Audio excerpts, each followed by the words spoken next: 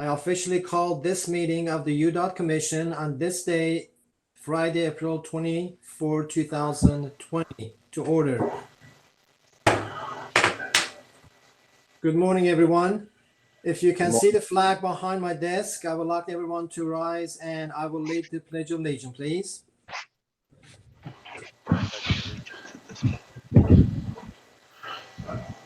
I pledge allegiance to the flag of the United States of America, and to the republic for which it for stands, which it stands, one one nation, under God, indivisible, liberty. with liberty and liberty, and justice. Thank you, thank you. You should also try singing on a teleconference. For the purpose of the legality of this meeting, I would like to have each commission. I'm going to call by name, so you have to state that you are in the meeting, that you can hear my voice. And during the meeting, for any reason you get interrupted, or you cannot hear any of the speakers or presenters, you need to let me know immediately so we can get that one fixed before continuing the meeting. So Commissioner Barlow. I'm here. Commissioner Kramer. Present and delighted to be here. Thank you. Wonderful. Commissioner Law. Donna, you there, please. There we go. Yes, I am here. Okay, looking morning. good. Thank you. Commissioner Evans. Yes, I'm here. Thank you. I heard that one. Beautiful. Commissioner Van Tassel. I am here. Good job. Welcome. Thank you. Commissioner Cogner. I'm here. Nice to hear you and good to see you, Nagi. You're looking good, my friend. Thank you. Thank you for supporting us. And also 2 items of the housekeeping that I have to legally follow. I have been advised by legal counsel that neither the Open and Public Meetings Act, the Commissioner's resolution concerning electronic meetings, nor Commission policy contemplate holding open meetings after declaration of the national emergency due to a pandemic that requires social distancing and other precautions. However, Governor Herbert's executive order issued March 18, 2020, does allow the Commission to hold public meeting 100% electronically. If that is the case, I would like to have opportunity of the motion from one and second to continue electronic meeting this morning. So moved. This is Commissioner Evans. Thank you. This is Donna. Barlow, I'll second. second. Thank you. I'm going to call for roll call. Commissioner Barlow. Present. Commissioner Kramer. Yes or no? Commissioner Kramer. I need your vote to continue. Oh, sorry. Yes, I apologize. That's okay. Thank you. Commissioner Law. Yes. Commissioner Evans. Yes. Commissioner Van Tassel. Yes. Commissioner Cogner. Yes. Thank you. Thank you. So we can continue electronically as stated by our legal counsel. All right. The first item of the agenda. First of all, I would like to take this moment on behalf of the commissioners and the citizens of the state of Utah and surrounding states to thank UDOT, everyone in the UDOT family, for the wonderful job they do during these unique and challenging circumstances that we're facing. Well, everybody is hunkering down in their homes and their offices, in their cabins. UDOT's working hard, everyone, to get our safety of the roads, projects finished up on timely manner, and also watching for everyone in the state of Utah and those that travel from other states. Thank you. We love you and appreciate you, and we love your family for sacrificing so much for all of us. Thank you. Thank you. You're here. You're here. Amen. Let us start with the introduction officially now. That is the item number 1 in the agenda. And with that, I would like to start again from Commissioner Barlow. State your name and your jurisdiction, your responsibility, please. I'm Wayne Barlow. I represent Region 1, which are the 6 northernmost counties of the state from Box Elder down through Davis County. Thank you. Commissioner Kramer. Lou Kramer, Commissioner at Large. I live in downtown Salt Lake and so pleased to be part of this UDOT Commission. Thank you. Thank you. Commissioner Law. My name's Donna Law. My home is in Cedar City, and I'm a commissioner at large. Also very happy to be part of this group. Beautiful. Thank you. Commissioner Evans. Thank you, dear Commission Chair. I represent Region 3, goes to the middle of the state, and I also have a greeting from one of my special friends, James Taylor.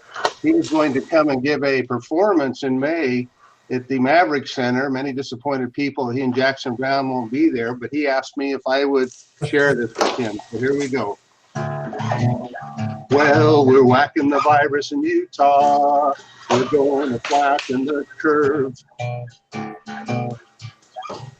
Well, we're whacking the virus in Utah. You know we're going to flatten the curve. With the governor and Carlos in charge, the virus has lost its nerve. All right, you guys are be glad when we go back to meetings in person. I leave this dang guitar at home. But anyway, let's have a great meeting. Have a good day. Well done, Jim. Well done. Beautiful. I'm glad that he shared his first name with you. Thank you, James. Thank you. Sweet very baby much. James. Sweet baby James. Evans.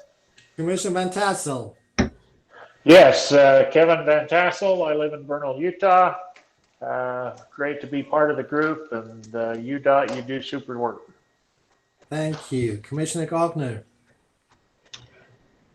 Good morning, Natalie Gochner. I'm coming to you from Murray, Utah. I work at the University of Utah, and I represent UDOT Region 2, which covers Tooele, Salt Lake, and Summit counties in our state. Great to be with you today. Thank you. And my name is Nagi Zinati from sunny and beautiful St. George with the blue sky. And I serve as the chair of the commission. Thank you. And it's a privilege to serve with you commissioners and with UDOT family. Thank you. Thank you. I would like to also recognize at this time, I understand and I saw Senator Harper came in. So welcome, Senator. We'll have the opportunity from you later. And any other senators or representative, I would like to hear from them too in the public section of our meeting. I would like to recognize also our partners from FHWA, Ivan Morero. And if you're here, I did not see Brigitte, but welcome both of you. Thank you for being here to support us. Thank you, Commissioner. Glad to be. you. Looking good with the bike picture behind you. That's you? I wish. Looks good. Carlos, would you mind please introducing the UDOT family, and this introduction for us commissioners and the UDOT, the other participant, they don't have to introduce themselves. Thank you.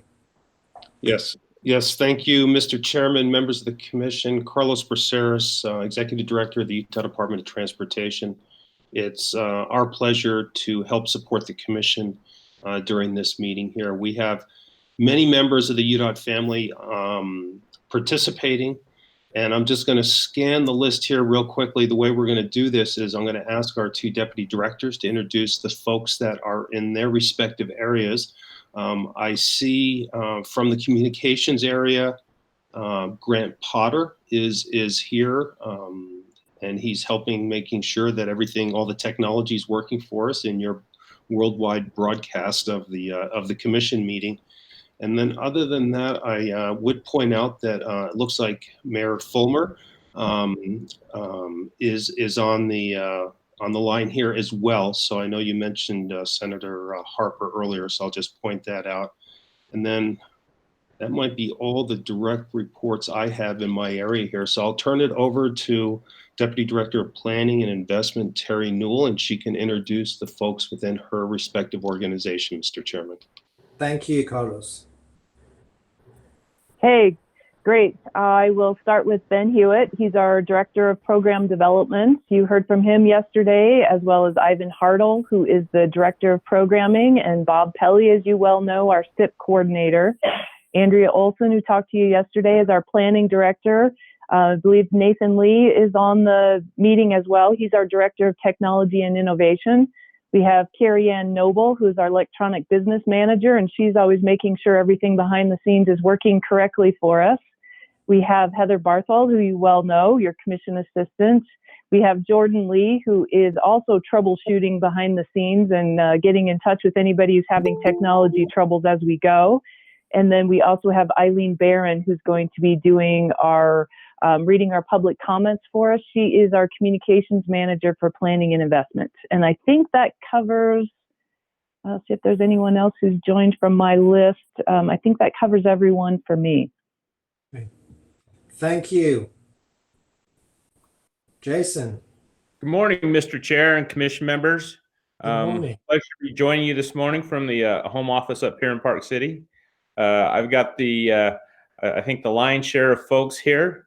So I'll run through them as quickly as possible. We have Brad Palmer, Region 2 Program Manager, Brian Adams, Region 2 Director, Carmen Swanwick, Region 2 Deputy Director, Cheryl Simmons, our Structural Engineer, and as I go down, we have our newly minted Program Manager, Cade Roberts from Region 4. We have Chris Peterson, our Project Development Director, Lisa Wilson, our Region 1 Director, Matt Parker, our Region 3 Program Manager, Monty Aldridge, our Region 4 Deputy Director, Nate Peterson, our Region 1 Program Manager, Rick Torgerson, our Region 4 Director, Rob Clayton, our Region 3 Director, Rob White, our Operations Director, and I think that covers the group that I've got here online this morning. Thank you, Jason. Thank you very much. Okay, well, officially then we will go to next item of agenda. We have a good news, I think, from Ivan Marrero. So let's have Ivan to report and give us the check, whatever it's going to give us. Okay.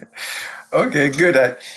Thank you. Good morning, Mr. Chairman and Commissioners. I'm Ivan Marrero, the Division Administrator for the Utah Division here in Salt Lake City. I really don't have much for the Commission today. Just it's been kind of a slow month for us on the federal side, but I did want to give kudos to Utah for their participation in yesterday's virtual national STIC meeting.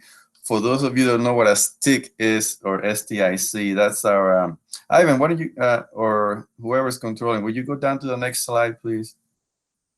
That's that way. Okay, so yesterday we held a national STIC network meeting, and the STIC is our State Transportation Innovation Council, and this has been it's been around for about 10 years or so, I would say. It's basically every state has set up these councils to, and they're made up of all the different stakeholders, transportation stakeholders in the state. We have, like here in Utah, we have members who represent the contractors, the consultants, the local agencies, the MPOs, of course, some academia representatives, and we also have federal highways and UDOT representatives. Nathan and myself are the chairs of our STIC here in Utah. We meet regularly throughout the year to basically discuss new ideas, new technologies, new innovations that we want to adopt or promote in our state. So we had this national network meeting yesterday. Basically, all the STICs throughout the nation participated. So we had over 300 participants in all 50 states, plus Puerto Rico and DC.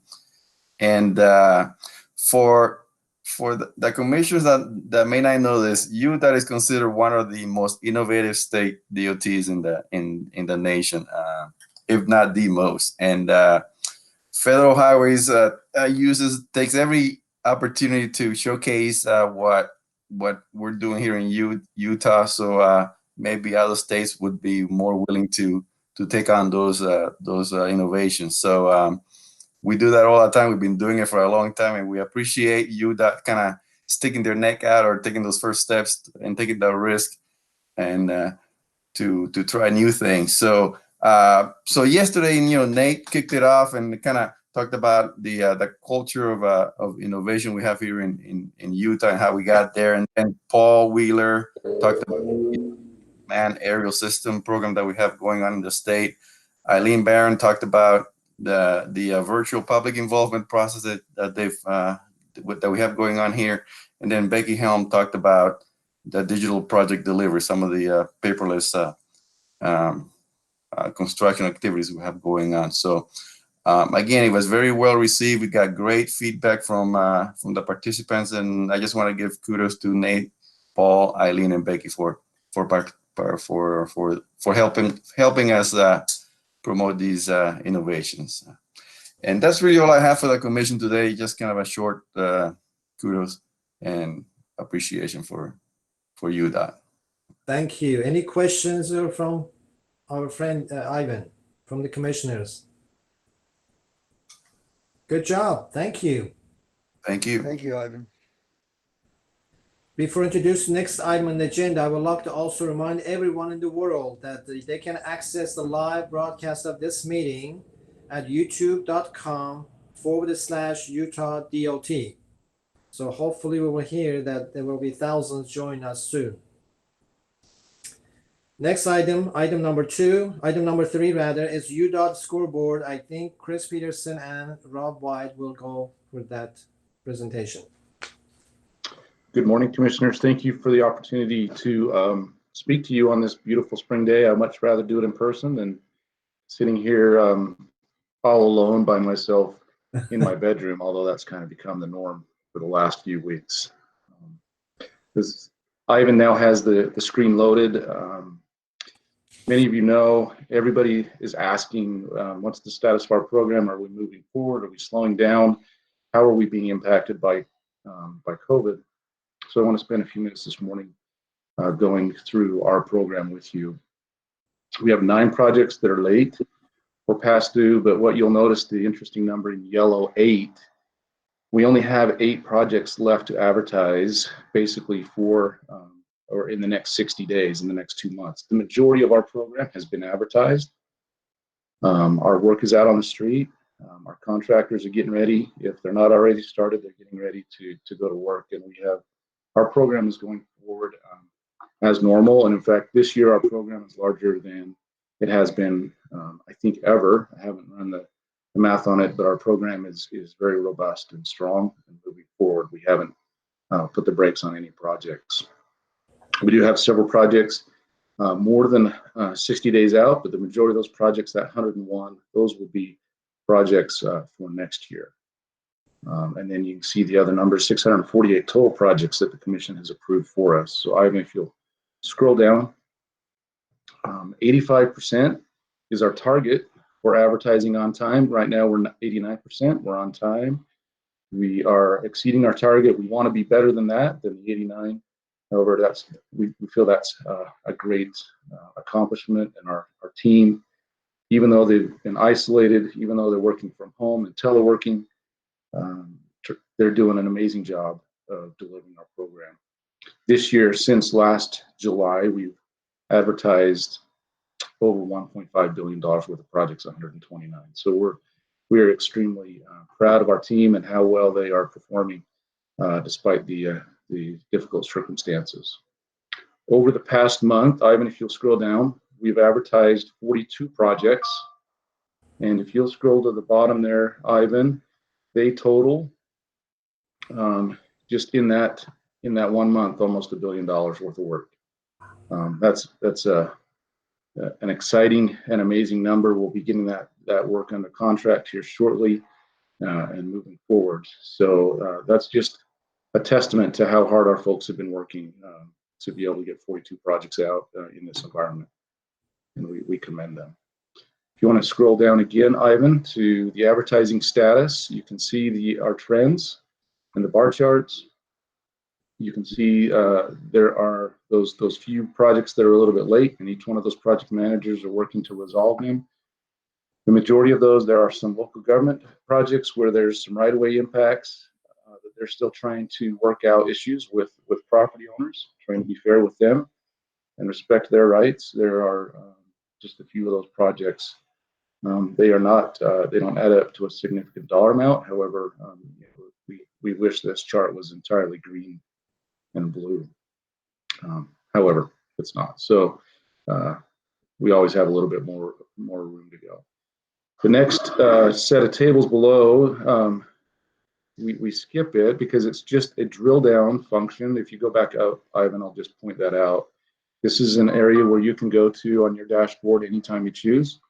And if you want to drill in on a project and see a list or have any questions answered about a specific project or which ones may be early or late, you can do that just by sorting through and filtering through this table. Let's go ahead and scroll down. Currently, right now, we have 173 projects under contract, totaling just over 2.2 billion. We have remaining to pay about 1.2 billion on our contracts, and we have paid out nearly 1 billion on those 173 contracts.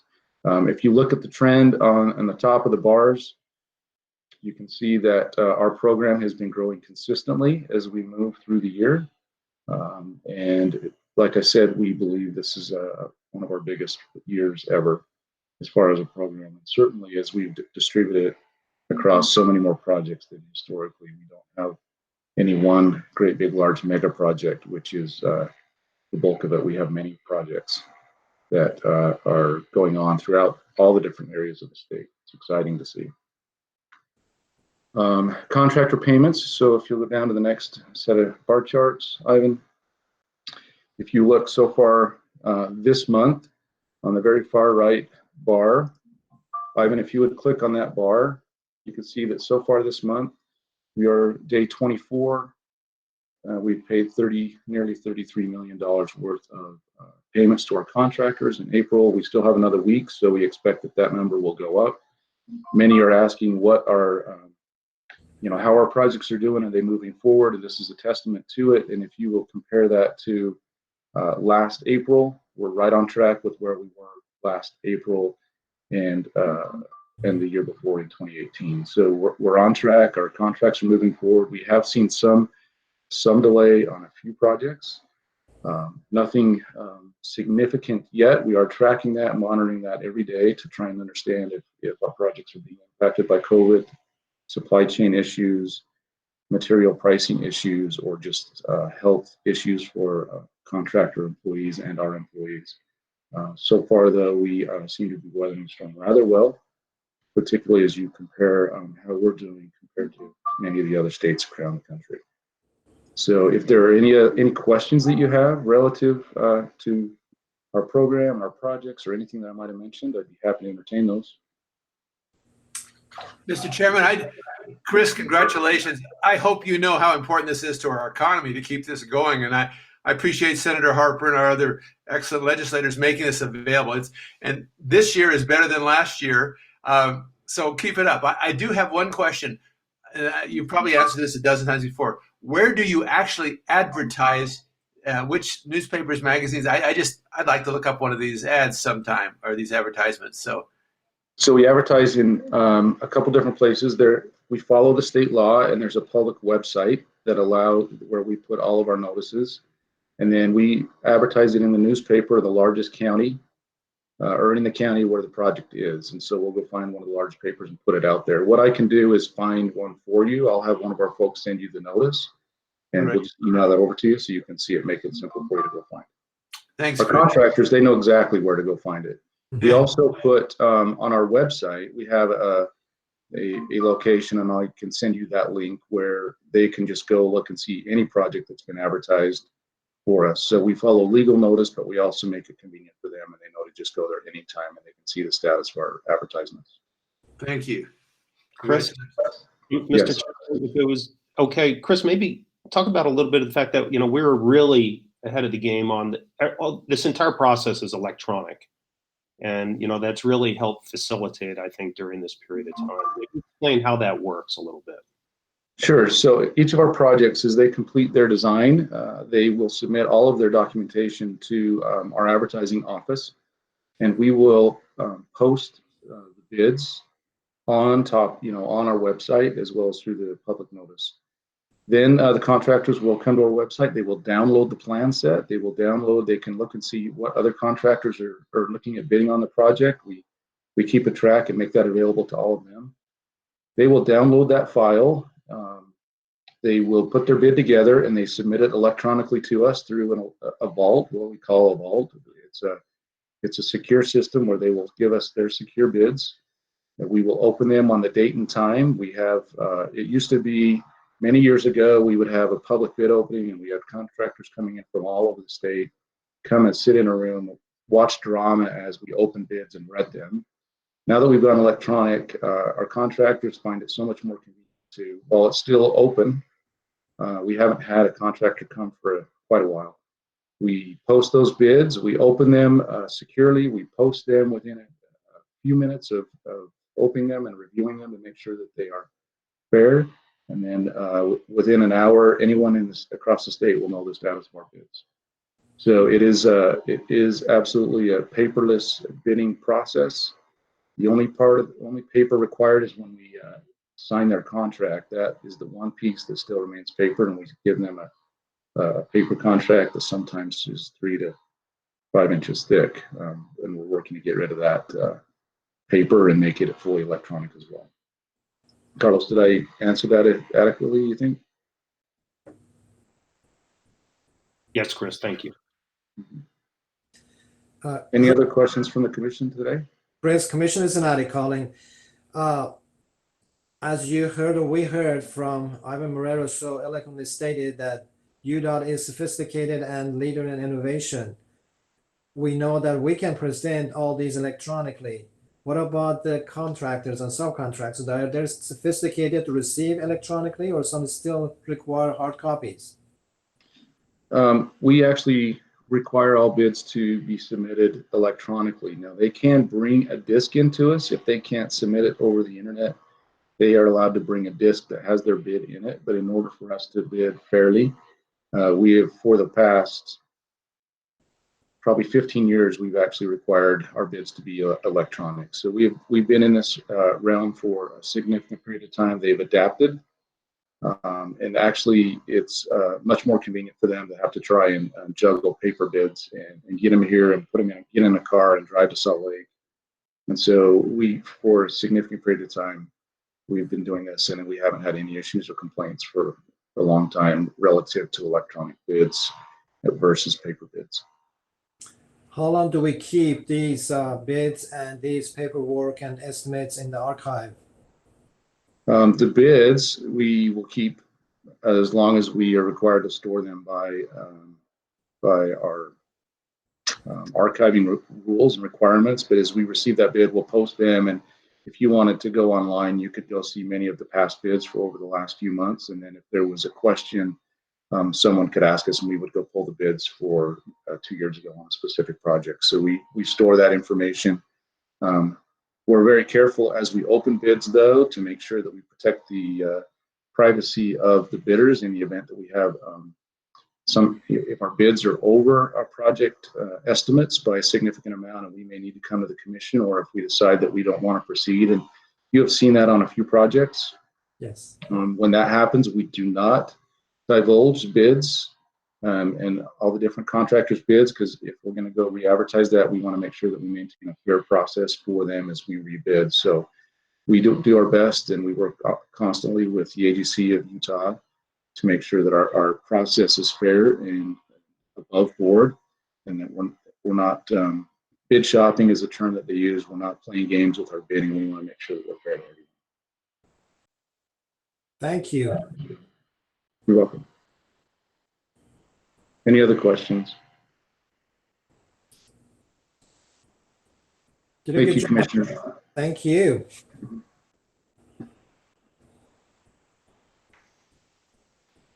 Rob?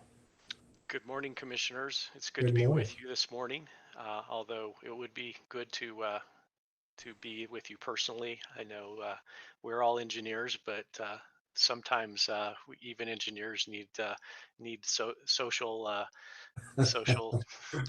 not non-social distancing to be around other people.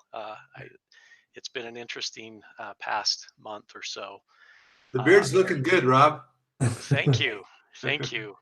I've never grown it out before. This is really the first time I've done this, so it's rather interesting. Thank you. I'm here to talk today about our zero fatalities goals And if you look across the top quickly, you can take a look at see that the blue and orange bars that you see across there are how we're doing with each of those measures. With our traffic fatalities, we are meeting our goal, 100% of our goal. With our traffic serious injuries, we are not. We're only meeting part of that goal. Traffic crashes, and we'll talk about this a little later. We're meeting 100% of our goal.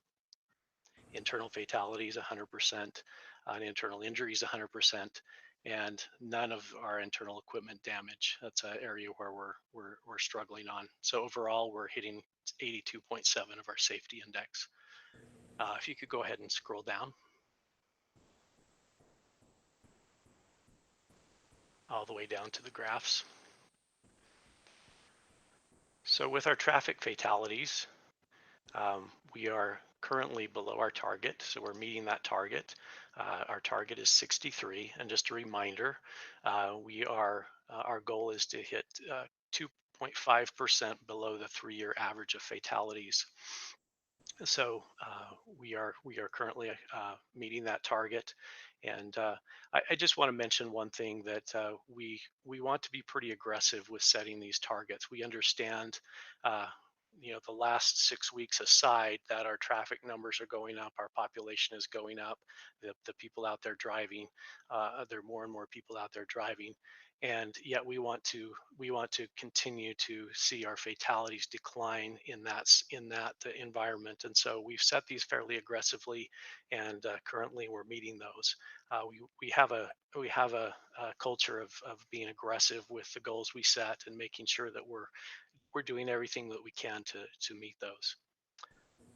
Fortunately, we have not had any internal fatalities for many years, and we hope to continue that. And we are very concerned about our employee safety and want to do everything that we can to make sure that our employees are safe in their workplace. If you could go ahead and scroll down.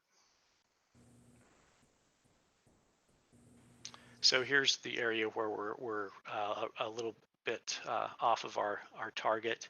We currently have 77 serious traffic injuries, and our goal is 66, and so we're not hitting our target there. Our internal injury rate with our own folks, we're below our target there of 2.76 injuries per 200,000 working hours. So we are still meeting that. And Chris Mabey and our folks in our safety and employee development area are doing a lot to make sure our folks are safe. We can go ahead and scroll down again. This is the good news, and I think part of it has to do with a little bit has to do with the number of the amount of traffic that we have out on our roads, but this is kind of a lagging indicator, so we're really not going to see the effect of that for a couple months. But we are currently, as you noticed at the end of last year, we were actually above our target, but we have come down to where we have our target for crashes is 4,500, and we are currently hitting about just over 4,000 crashes. So. And just looking at some of the UHP data during this past 6-week period to get an indication of what our crash numbers, we are down about 30% over the previous period last year. Now, that's not all crashes. That's just looking at some of the data that UHP has provided us and comparing it with UHP data from last year. That doesn't include the local roads or anything that's any of the crash reports that are given by our local police departments. And our equipment damage over on the right is where we're struggling. As you can see, our target, we're not hitting that target. And I've talked to Chris maybe a little bit about this and things that possibly measures we can put in place to help with this. And some of it obviously is training. Some of it is awareness, making our folks aware of what's out there and helping them take ownership and responsibility for their workplace. I mean, nobody has a better opportunity to do that than the employee themselves. And so some of it's an awareness, some of it's a training, making that culture and making sure that water gets all the way to the end of the row. So those are some things that we're talking about and that we're working on here to improve that. I don't have any other issues, any other things to present on that, but is there any questions on the things we've talked about so far? Mr. Chairman, this is Luke Kramer. Thanks, Rob. This is always interesting to see this. We appreciate the signs, the reminders. I saw yesterday an article that in California, there were over 2,000 citations for people going over 100 miles an hour on the freeway. I'm wondering if we're having that similar experience, given the fact there's not nearly as much traffic and guys go crazy. Yes, we are. We are having that, and we've heard that from UHP, and I think there was a news story done a week or so ago talking about the number of people traveling over 100 miles per hour. We did a really quick look at one location and found that this is on a freeway situation. I believe it was on I-15, where we looked at specifically one area for a period of time, and we found that there is about 2% more people going 85 miles per hour or faster in that particular measuring site. And so that would indicate, although that's just one data point and it's hard to draw a conclusion from just one data point, but that would seem to support what you just said and what we're hearing from Utah Highway Patrol, that people feel free to travel a lot faster. And maybe and it's possibly what that does is it not it maybe our crash numbers, while our crash numbers are down, our severity would be up when we get those people that are traveling that fast on our freeways get into a crash. And we've heard there's been several high profile ones that we've heard about in the last 2 or 3 weeks, where people are traveling well in excess of the speed limit, and end up clipping the side of a semi or crashing into the barrier. And when that happens, when you're going, say, 85 or 100 miles per hour, your chances of surviving that or escaping without serious injury are very much diminished. Yeah. Well, thanks for being a righteous example when there's so much out there. So thank you. Thank you. Any other questions? Go ahead. Go ahead. If there's any other questions, I have a couple more items just to touch on briefly. Please go ahead. Okay, so one of the things I talked about employee safety, and during this time of COVID-19, we are putting some things in place to help our employees. Many of which you, as Mr. Chairman, you noted early in the meeting, many of which are still out there working. Some of us are at home teleworking, but many of our employees are still out maintaining the roads, building the roads, as Chris mentioned in his presentation. And one of the things that we've done is we're providing PPE to our employees. Now, in the past, we've always said PPE is our orange vest, our hard hat, our steel-toed shoes. Now the PPE takes on a little bit different meaning. We're talking about masks, we're talking about gloves, we're talking about cleaning supplies, hand sanitizer, those things that are needed in this time to help slow the spread.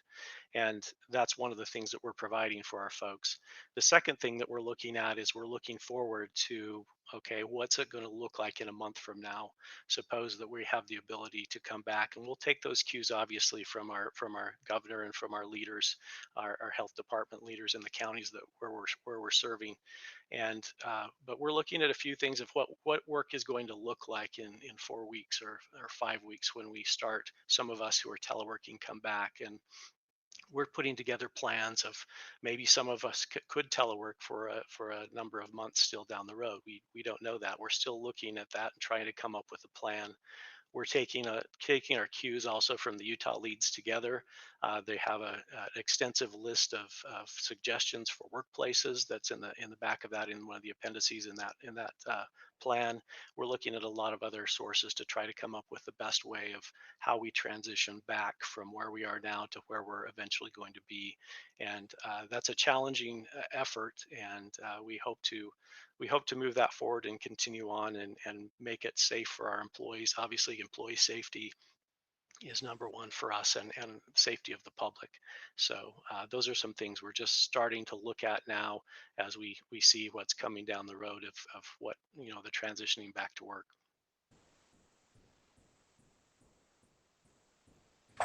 Would you please include Commissioner's appreciation in the part of that package when you deliver in those PPEs, please?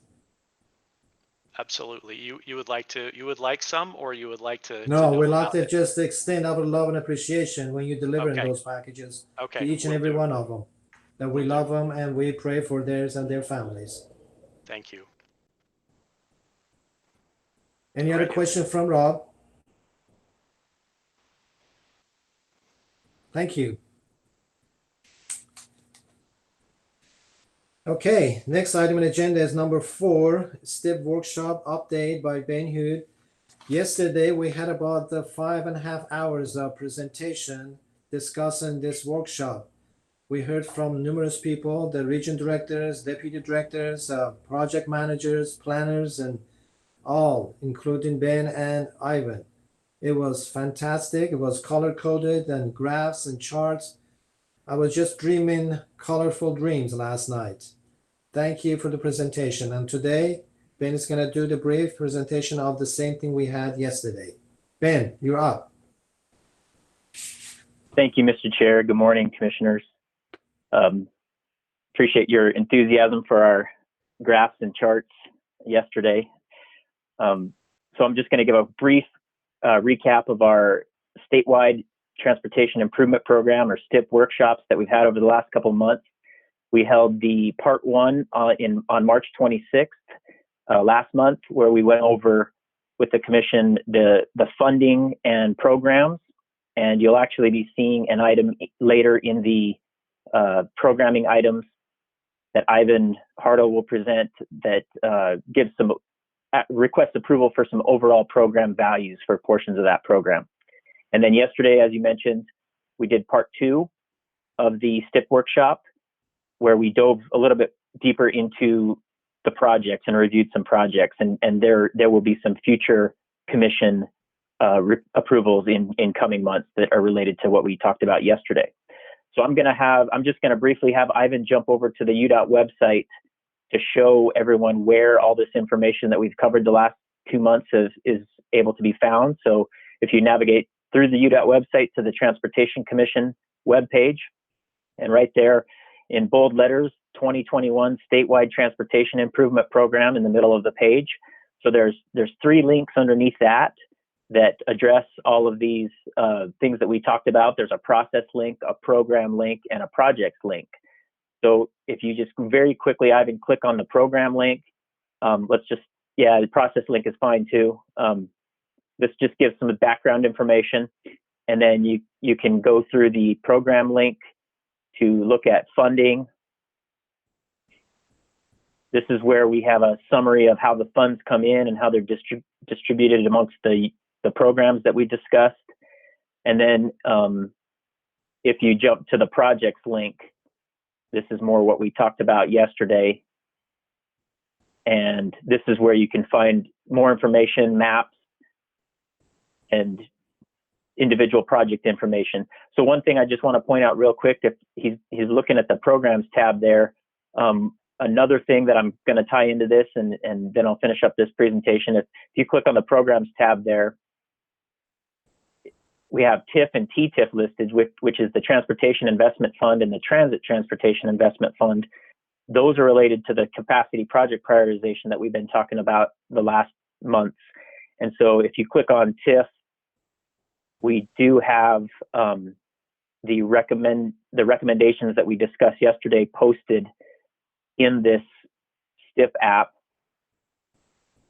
along with, if you click on the unfunded needs, this is the ranked list that we've been talking about the past few months. So that same information is posted there for TIF and TTIF.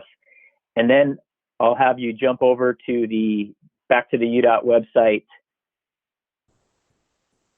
and go under project prioritization process. And because this is where we've been talking about those 2 programs, we've also posted these recommendations under the April 2020 Commission materials here. So we wanted to just make sure that these were easy to get to, and this kind of matched up with all the rest of the information we've been talking about with the prioritization process. So that's what I had for the STIP workshop update, and we'd be happy to answer any questions at this point. Thank you. Any questions from Ben, from Commission, or anyone else?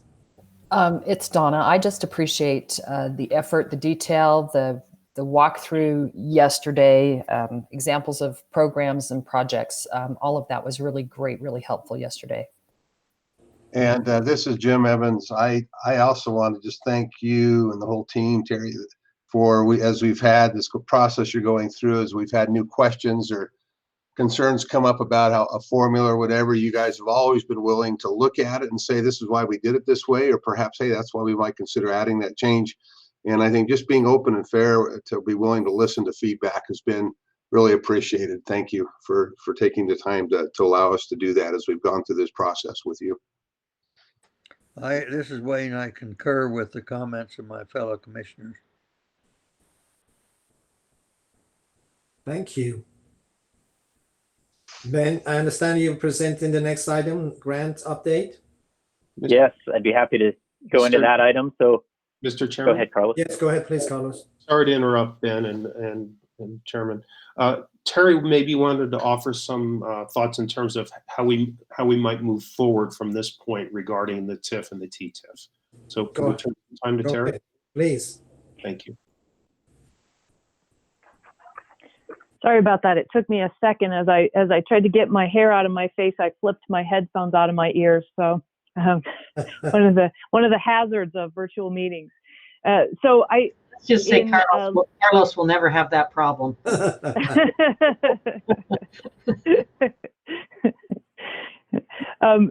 of the things that we've talked about with the TIF and the TTIF process is that we will be receiving comments. We have received comments on the list that we've put forward already. And I think for the commission to really understand some of the projects that are being discussed, it would probably be good for us to give you a longer briefing on some of the projects, additional things that are being requested at next month's staff update meeting, and give you a little bit more information. The whole point of this process is for us to be transparent and put the information out to the public. So we will be getting comments back, and that's exactly what we want to happen. And if it's not the right timing to vote on projects in May, we don't necessarily need to, but we can talk about that in the May staff update and just give you a little bit more information. And that's something that may evolve over the next month. That's great. Any questions from Terry, from Commission? That was wonderful. Thank you.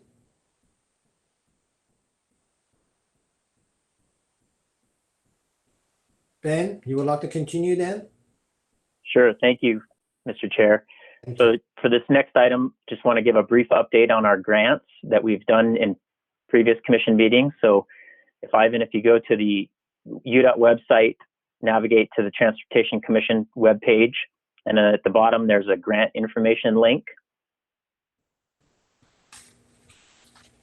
So I have 3 items there listed for current commission update items. The top one is we introduced this one before when the notice of funding opportunity initially came out, which is this is a build grant from the Better Utilizing Investments to Leverage Development Program. And we just want to update the commission that our grants team evaluated potential projects, and we have recommended to put forth an application for the 90th South Redwood Road to 700 West project.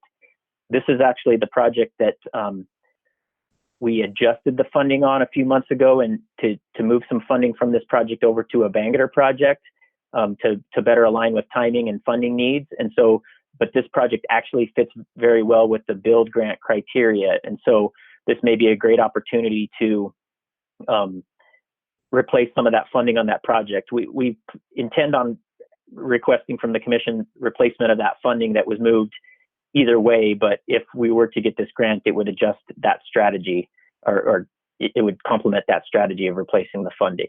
So that one is currently under application development, and the submission deadline is coming up in May. And then the other 2 on the list are ones that we have previously discussed. The infra grant for US 40 climbing lanes, and then the aid grant for advancing digital construction and data capture are listed there.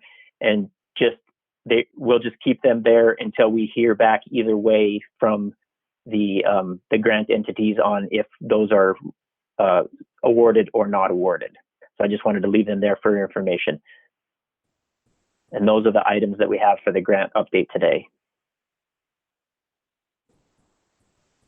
Ben, it's Donna. I keep a grant calendar too in my in my work. Do you? The one thing that I don't see here that might be helpful is there a date when these grants should be determined or awarded? They don't typically post a date on the award of those. We've kind of done our own analysis, and it seems to be anywhere from 3 to 6 months, but it's not consistent. And sometimes they just pop up, and we hear about them. Sometimes we'll hear about them through. I mean, I just want to compliment Ivan and Brigitte because they usually give us a really good heads up if they hear anything. But sometimes we hear it through somebody will send something to Carlos, or we can see the press release that they have when they announce those grants. So I don't know if Ivan, if you want to mention anything. I get that. Thank you. Yeah. If I could jump in here for a second, this is Ivan Morero. As far as the grants are concerned, a lot of these grants go through a very extensive review process and application process. Some of them go up to the Secretary of Transportation level for approval, and other ones have requirement for prior notification to congressional representatives. So yeah, the date of announcement is it's a lot of times it's a surprise to all of us when they come out with it. Just to be honest with you. Okay. I don't mind surprises either. Well, Mr. Chairman. Yes, please. And maybe to emphasize that point, I can't remember how many years ago, it might have been over 5 years ago, we applied for that grant for the truck parking on I-80. Right. And we talked to the commission about this a couple months ago. We just heard we got that, and it's been years since we submitted. So I wish we knew, Commissioner Law. Well, as long as we're getting it, we don't care how soon or how late, we're getting it. Any questions from Ben or from Ivan? Thank you, Ben. Thank you, Commissioner. I just want to thank my esteemed colleagues that took the opportunity to text me during my presentation, and I look forward to returning the favor. So thank you. Yeah, wonderful, wonderful. Item number 6 is public comments. At this time, I would like to recognize Senator Wayne Harper, who will give us the update on the legislative session that they had or they will have. Following him, I would like to recognize Mayor of the Vineyard, Julie Fulmer. And then we will hear from Eileen Barron, who will read all the comments we have received from our public. Senator? Thank you. I appreciate the opportunity to meet with you. Again, it's been stated over and over again. We had a special session the last week, 3 full days. It was all virtual. It's just not the same as being in the room together, and I miss being in with the commission. But you have a great group of commissioners and an excellent staff. Every time I take a look at the UDOT website, I'm more and more impressed by how many things I can find if I can figure out how to get there. It's just a wealth of information. So, Carlos, thank you, and to you and your staff on that. As we talk about things, and just introduction here, before I get into 2 things I want to go over,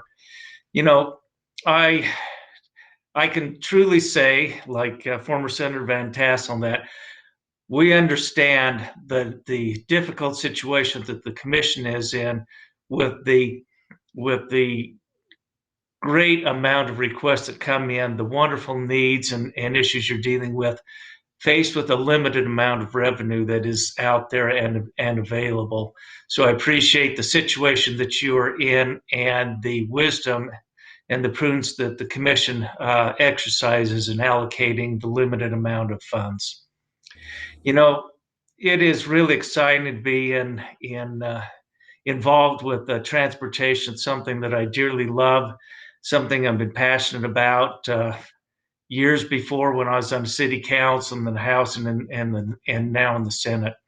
And I believe my job is to go through and secure as much funding as I can for the commission in order to prioritize these important projects. Now, I want to go through and talk about two things, and switching hats here. Now, speaking for and behalf of the city of Taylorsville, we want to really commend UTA, Terry Newell, and everybody in the TTIF process. There was an application submitted by the city of Taylorsville for TTIF funds on the Bus Rapid Transit, Mid-Valley Bus Rapid Transit. And I don't know who that crazy person was that set in code that there's a 40% match rate, but that's a pretty high bar there. And my kudos to everybody who's been able to get to that 40% rate. So Taylorsville City has met that, actually exceeded the 40% match rate for the Mid-Valley BRT. There's a request for $22.8 million, along with about the $15.6 million that equals the 40% match. That does not quite cover the full amount. So by the time that, for the $45 million project, so by the time that all is said and done, and I was speaking with the UTA last night, and they were a great partner, we've identified a way to overcome and to fund that shortfall. So the match here from Taylorsville City will probably end up being somewhere between 50 and 60% of the entire project. So thank you, Commission and Terry, for making the city stretch on that. And we would encourage, in behalf of Mayor Overson and everybody else in the City Council, your support of that TTIF funding, which is on the list today. Second of all, Carlos, can you pull up the... Yes, but I think Ivan might have that ready since you had requested that, Senator. Yeah. There we go. So, okay. Ivan, you might want to page down just a little. Yeah, if you can go through and zoom out on that. There we go. The other project that is really impactful in the area here, it's actually in the, and go clear down to where you can see 4700 South. This is in the backyard here of the state complex. The American Express building there is now the Taylorsville State Office building. There's a lot of stuff that's going on in this area. Within the middle of your STIP programming is this I-215 frontage road, which would connect at 4100 South, going southbound to 4700 South. It would have, as you can see in here, roads north of the American Express building and south of the American Express building that's now the Taylorsville State Office building there. You can see there are connectors, and what we're trying to do is to go through and get traffic off of 4700 South and 2700 West intersection, which on the latest information I have is about the second or third most congested intersection in the state of Utah. All of you going into that Calvin Rampton complex building know how congested that is. So I'm just putting this on your radar scope, letting you know that funding is being sought for that. Right now, it's about for just the freeway, it's about $15 million. With all the other surrounding things, it's about $25 million. Taylorsville City has already got about $900,000 towards a match on that, and additional funds are being sought so that maybe the connector roads can be done locally, and the freeway can be southbound frontage road can be done by the state. But I just wanted to put that on your radar scope and let you know that those are two really important projects that I think will help regionally, especially with the BRT, as we go through and connect really east to west between the green line at Valley Fair Mall, connecting over to the Intermountain Medical Center with connections to the blue, red, and front runner. We feel that's going to be a great connector east and west, which is really critical. With that, I think I've expired my 5 minutes, so I'm open for questions. But again, I just wanted to thank the Commission and UDOT and everybody else for what you're doing. Well, Senator, Commissioner Van Tassel speaking. Thanks for all your work. Most of this is your fingerprints on it, but we'll watch out for you. Thank you. Yeah, I would like to express our gratitude to you and your committee for doing such a wonderful job supporting us in every project that we do in the state of Utah. Thank you, Senator. You're welcome. And I might also say your part-time job isn't going to be too part-time this year with all the things that are coming at you. And It's I going to don't be miss full it. time. You're right.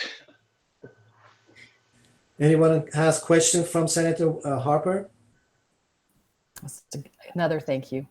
Yeah, Okay. Senator Natalie Gochner, thanks for that presentation. Very helpful. We want to be supportive. Thank you. Thank you, Senator. Have a wonderful day. Okay, you too. Thank you. Mayor Fulmer, you're up.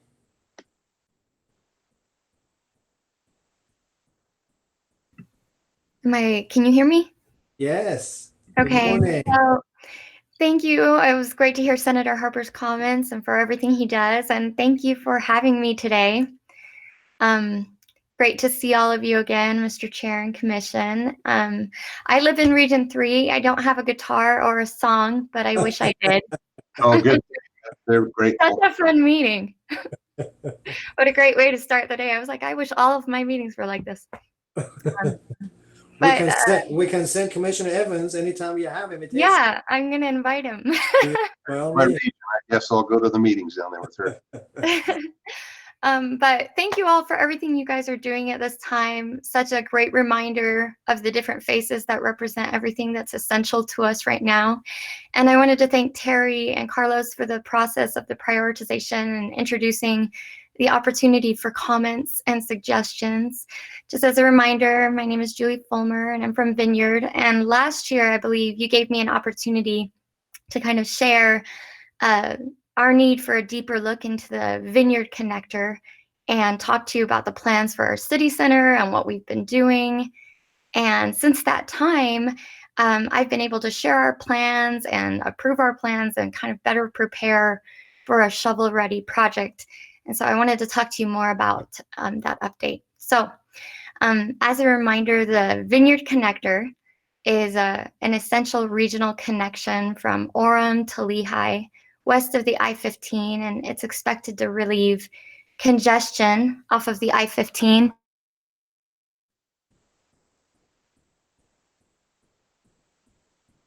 We lost you. Corridor, I think UDOT told me is around 271 million. And the project that you guys prioritized, the Vineyard Connector, is around 50 plus million. But I wanted to propose kind of a skinnier version of that phase 2 that allows us to start the Vineyard Connector and maybe change its prioritization.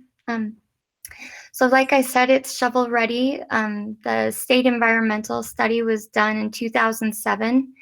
And to kind of prepare for it to be a smaller, skinnier project, Vineyard has invested in the 1600 North connection, which is north of the current 800 North regional connection that goes into Vineyard and through Orem. It's the start of the Vineyard Connector. And construction has already started, and we see that project being done in June 2020, so this year. And that additional connection as the Vineyard phase 2 the phase 2 of the Vineyard Connector is built will provide alternative access into Vineyard's downtown, but it will also improve regional mobility as that's done. And it will also connect traffic directly into the multimodal hub that's located in Vineyard with our front runner station that we've been working on with UDOT. It will connect, make a connection directly into the regional and international airports, UVX, BRT, the possible light rail that will come in. So just to give you a really quick update, the last time we met, we were talking about Vineyard and their plans for this compact mixed-use, walkable, bikeable, livable area. But recently we finalized it, we invested money into it, and the project is up and started, and their building and construction has begun. The project has no height limitations, and about 7,000 residential units planned. So that's over 20,000 plus residents that will have direct access just from this one site to the Vineyard Connector. And as you guys know, we're in that redevelopment agency, which what's unique about it is that it encompasses 70% of our city. And so you can see just how critical the timeline is. So we have a trigger date of 2021 for that RDA. So in coordination with Region 3, we developed the smaller, more able project for these immediate needs, just to provide more regional connection and take care of this traffic that's just going to start impacting our city. And I was hoping to ask that the Transportation Commission help fund 15 million instead of the 30 or 50 or 60 million for the smaller Vineyard Connector phase 2 portion. And if that's as another alternative, we have the ability to do some kind of reimbursement agreement where Vineyard could start the project and then go through some kind of process of being reimbursed for the project as an alternative. But we're open to anything really at this point. Okay. And that is it. That's all I have. Okay. What is your population right now? Our population is about 15,000. 15,000. Yeah. What are your impact fees for those new residents that are coming in or builders coming in to build? What is your building impact fee, water and sewer? How are you going to compensate for those expenses? That's a good question, and I can get you that information. Okay, no problem. Yeah. Commissioners, any question from Mayor? I can just say I appreciate the chance that I've had to visit with Mayor Fulmer on this a number of different times. We've looked at taking tours, and I know that she has indicated to me that she's worked a lot with Rob and his staff to try to come up with some creative solutions and some streamlined ways to do this initially. So I don't know if Rob wants to comment, Clayton, but I know that she's been working closely with his office team there as well too, and a partnership to try to figure this out. So I thank Rob for working with her and his staff as well. Thank you, Commissioner. Thank you. And this is Rob Clayton. I may just add that that Mayor Fulmer and her staff have been wonderful to work with and very open in their communication and collaboration. And you know, the project that she's referring to, the shorter project, the more fundable project, will provide some important connections between 800 North and 1600 North. It does get another phase of that project established to achieve the vision of paralleling I-15 on the west side. And there's a lot of benefits to what the mayor is proposing. Thank you, Rob. Any other question from Rob or from Mayor? I just want to say the mayor, I think, is now still representing one of the fastest growing cities in America. Is that correct, Mayor? Yep. For several years now. So. Wow. Well, it certainly hasn't made you grow any older. I just look at you. How can I say that graciously? But we're sure proud of you. Congratulations in every way. Thank you. Thank you. We're doing our best. Oh. Knocking it out of the park. Thank you. Thank you, Mayor. Go I ahead. had some pictures of what is happening in Vineyard. You guys should take a look at it. It's pretty remarkable. So we have really great partners. Okay. We will do that. Thank you for coming in this morning. Thank you for your hard work and good success to you, my friend. Thank you. Thank you. Have a wonderful day. You too. Thank you. Bye-bye. At this time, we're going to hear from our dear friend, Eileen, with a good voice. She's going to read all the comments that we have received through our website. Eileen? Good morning, commissioners. I just want to make sure you can hear me okay. Yes, we can. Fantastic. We have 16 comments that have been received via email. And so Ivan is going to put them on the screen and you can follow along as I read these for the public record. First, on the subject of fixing Utah's roads, I have lived in Utah for many years and have seen Utah roads progressively decline in both planning and construction. When I lived in San Diego for 2+ months, I was so impressed with their network of freeways, flowing interchanges, and roundabouts. Utahns can learn how to move without traffic lights and air pollution from cars idling. The new intersections of University Parkway and Lehigh and the old one at 800 North, plus a bunch in Saratoga, South Salt Lake, and North Salt Lake are absolutely problematic, slow, and they are not being designed to prevent idling. Also during those months in San Diego, I saw a single accident, a light bumper touch, and 2 construction zones that were thoughtfully planned and did not obstruct traffic. Please let ordinary citizens on the planning board, and we will be able to fix the issues you have not been able to correct. From Sarah Fry.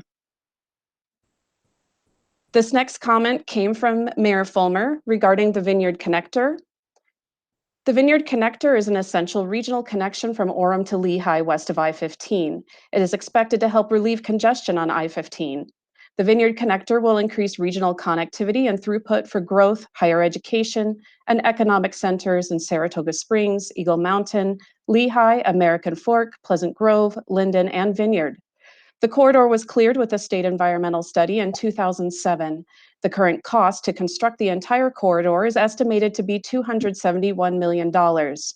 We are proposing to build phase 2 of the Vineyard Connector from Main Street to 1600 North and Vineyard for an estimated cost of $15 million. The project will include the following elements: improved at-grade rail crossing at 1600 North, 1 lane in each direction of travel, curb, gutter, and associated drainage features. Right-of-way has already been purchased by UDOT to Boat Harbor. UDOT will need some property from Vineyard Properties LLC, Anderson Geneva LLC, and Martin Snow to make the connection into 1600 North at the improved at-grade rail crossing at 1600 North. Box culverts for pedestrian crossings.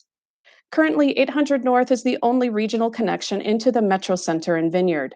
Vineyard is currently investing in the new 1600 North corridor from the proposed Vineyard Connector to Geneva Road.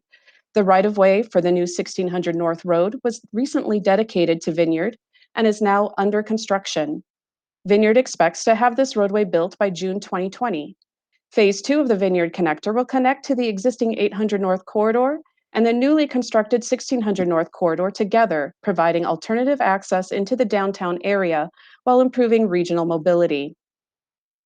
Within the downtown area, UTA and UDOT are building a new station for the Front Runner train, offering multimodal transportation options to the central part of the Utah Valley, including residents from Provo, Orem, Linden, and Vineyard.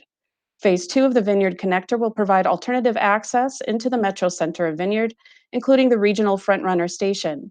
Access to the downtown area of Vineyard will be provided with 3 connections from the Vineyard Connector and a pedestrian underpass. Vineyard's Metro Center is currently under construction. This is a true transit-oriented development that is compact, mixed-use, walkable, and livable. This is a unique destination that has no height restrictions and progressing Utah Valley University campus, existing and future commercial districts, retail, Class A office business areas, and approximately 7,000 new residential units, resulting in approximately 21,000 new residents with direct access to Vineyard Connector. The new Front Runner station will be located in the heart of Vineyard's downtown and is expected to be completed as soon as December 2021. The new Front Runner station will provide connections to regional and international airports, Utah Valley Express, and a future bus rapid transit system or light rail system, as well as direct access to Utah Lake and regional trail networks. This downtown area is being built on a rapid timeline with the assistance of a redevelopment agency established in 2010 by the Utah legislature that covers roughly 70% of Vineyard. That's 2,055 acres of the 2,799.3 acres in Vineyard. In cooperation with UDOT Region 3, Vineyard developed a smaller project to accomplish the immediate goals and provide an additional regional connection. We ask for support from the Transportation Commission to fund the $15 million during the statewide transportation improvement program for phase 2 of the Vineyard Connector from Main Street to 1600 North and Vineyard to further address regional mobility within central Utah County. As a second option to the Transportation Commission immediately funding this project, Vineyard is interested in entering into a participation agreement that would outline a way for UDOT to reimburse Vineyard at a future date. This agreement would allow Vineyard to help fund the project immediately and receive reimbursement at a point in the future from UDOT.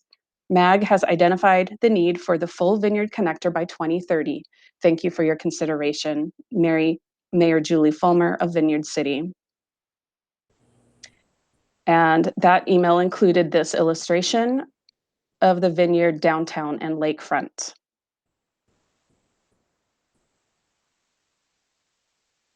Number 3. Good morning, commissioners. Attached, please find 7 letters regarding the SR 224 bus rapid transit project in Summit County to be read into the public comment record during the April meeting. Thank you for your ongoing support and consideration. This is from Caroline Rodriguez from Summit County Regional Transportation Planning, and the letters are as follows. Dear Mr. Zanotti, I am tremendously grateful to the Commission for your ongoing support of Summit County. As you are aware, the county enjoys uniquely beautiful landscapes that cradle vast economic and recreational opportunities for travelers from places throughout the world. We are also challenged to move millions of trips in and out of our county without being hostile to the natural environment people come to enjoy.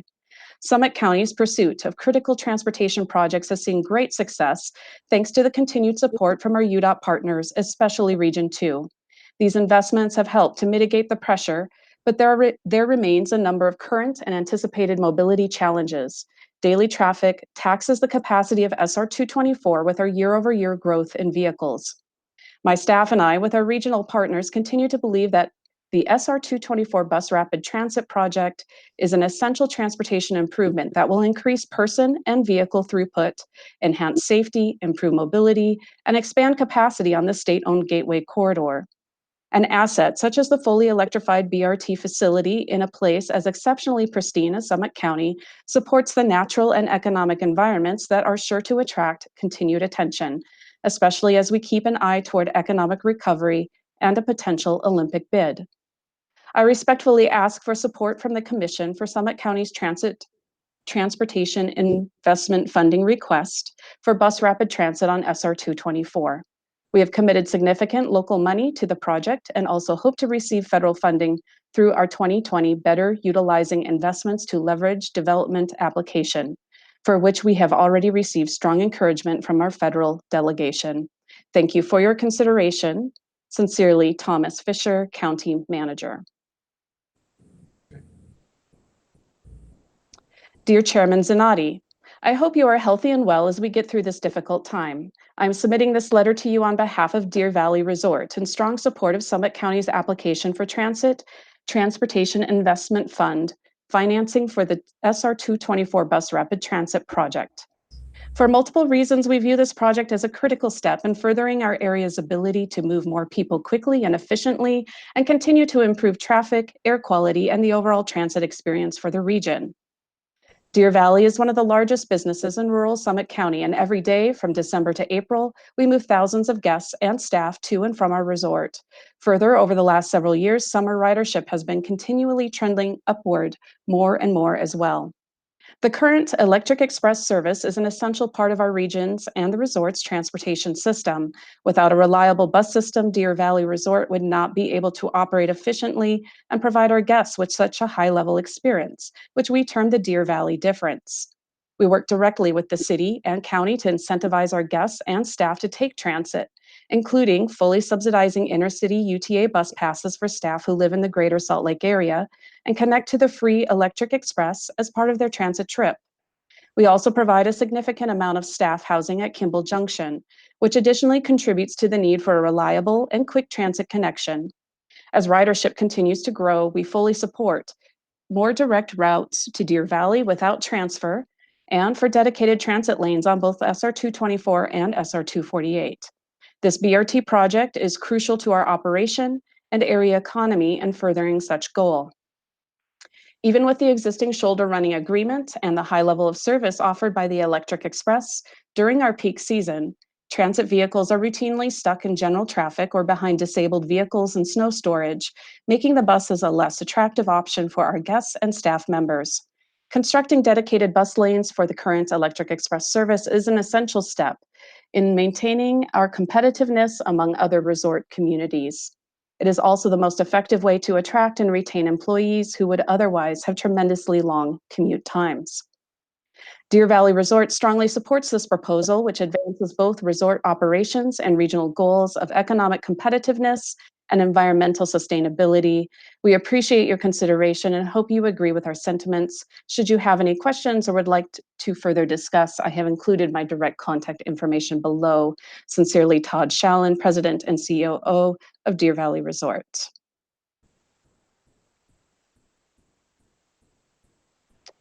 Dear Mr. Zanotti, on behalf of Canyons Village Management Association, I am pleased to submit this letter in support of Summit County's application as part of the SR 224 Bus Rapid Transit Initiative. This opportunity would greatly enhance the transportation offerings for our community and help serve as a catalyst for a more sustainable and vibrant economy in Park City and Summit County, Utah. CVMA, formed in 1999, oversees the development and progression of the Canyons Village specially planned area and functions as a master association for the various lodging properties and businesses within our boundaries. As a gateway to Park City Mountain Resort, the largest resort in the United States, our members welcome thousands of daily and overnight visitors during peak season. Currently at 33% development, Canyons Village boasts a collection of over 2,200 rental units, with construction progressing rapidly. Additionally, our member properties make up one of the largest employers in Summit County, and as such rely heavily on Park City Summit County Transit for commuting services, particularly for the Salt Lake City-based workforce. Not only are proactive transportation solutions vital to us now, but as development continues to expand, it will be imperative to provide sustainable and comprehensive transportation services for both our guests and our employees. Furthermore, as the state of Utah continues to move forward with a future 2030 or 2034 Winter Olympic bid, this initiative will be instrumental in the economic and operational success here in Summit County and Park City. As home to many prior and potentially future official Olympic venues, this bus rapid transit program will be essential in delivering this best-in-world experience for visitors, locals, and employees. Lastly, a large part of CVMA's mission is related to transportation mitigation and the goal of one day becoming a model green community. Together with Summit County and Park City Municipal Corporation, we are part of the Greater Park City Transportation Management Association and have created a robust and forward-thinking transportation master plan.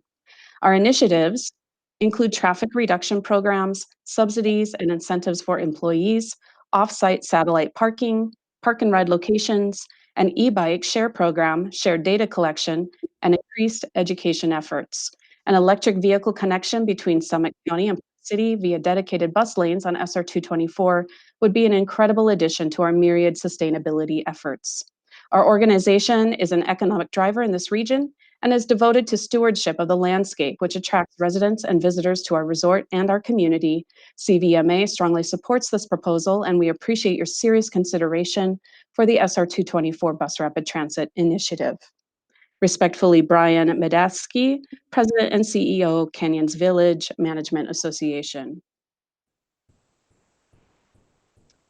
Dear Mr. Zanotti, I am writing this letter in support for the Summit County's Bus Rapid Transit project on SR 224, which will significantly improve the regional connectivity between Salt Lake City and Park City, Utah.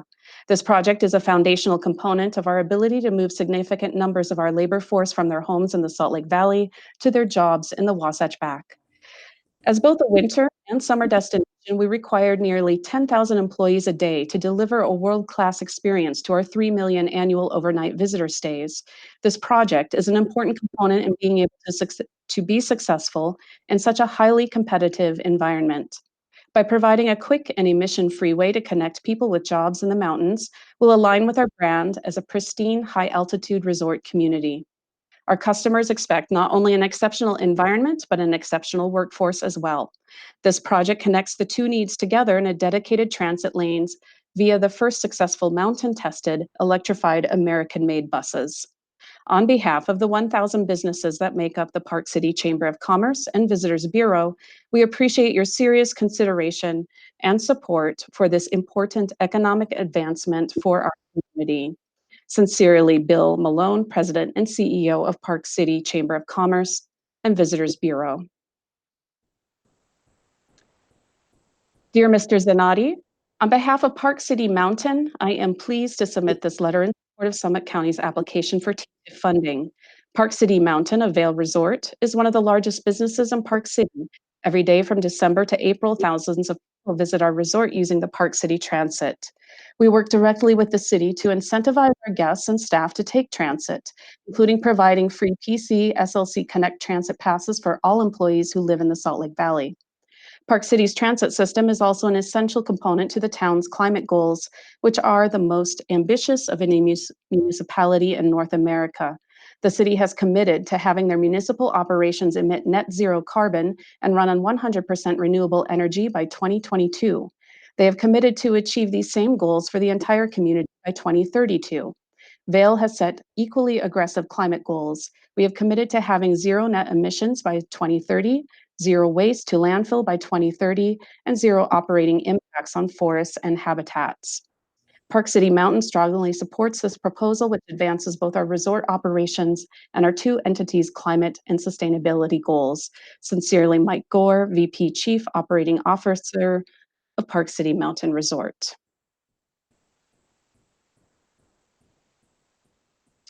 Dear Mr. Zanotti, our efforts to keep the Olympic spirit alive and prosperous in Utah has relied on both great planning efforts in the past and an unwavering commitment of the citizens of Utah to keep supporting Utah's Olympic legacy. As you might expect, I am extremely excited about the prospects to bring another Games back to Utah in 2030 or 2034. As part of the Salt Lake Organizing Committee, I witnessed firsthand the levels of cooperation and planning skills necessary to accomplish large-scale events and big projects. Look back with much appreciation and pride in how Utah coordinated transportation solutions and the timing of critical transportation infrastructure projects. I now see several possible future transportation projects envisioned that could both support current day needs and improvements necessary to successfully host a future Games. None is bigger than creating a BRT facility at Kimball Junction. On behalf of our Legacy Foundation, we wholeheartedly support this project and funding efforts to accomplish this extremely critical project.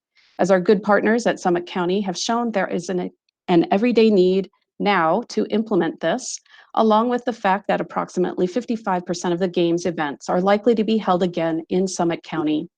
In my opinion, the use of BRT from the Salt Lake Valley to Summit County and within the Park City greater area would be an excellent way to showcase both excellent planning and smart environmental stewardship. These are key pillars within the Olympic movement. Let's once again showcase to the world how Utah is both innovative and smart in how they spend funds, addressing everyday needs and being capable of hosting the world every 20 years. Thank you for your consideration in supporting this project. Sincerely, Colin Hilton, President and CEO of the Utah Olympic Legacy Foundation.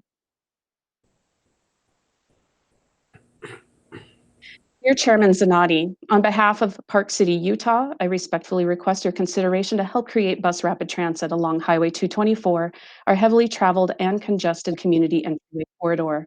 As you know, Park City has a long and notable history of collaboration, including silver mining, Sundance Film Festival, 2002 Winter Olympic Games, and internationally acclaimed ski resorts and outdoor recreation. In no small part, the success is due to proactive planning, public and private partnerships, and shared local support for regionally significant infrastructure.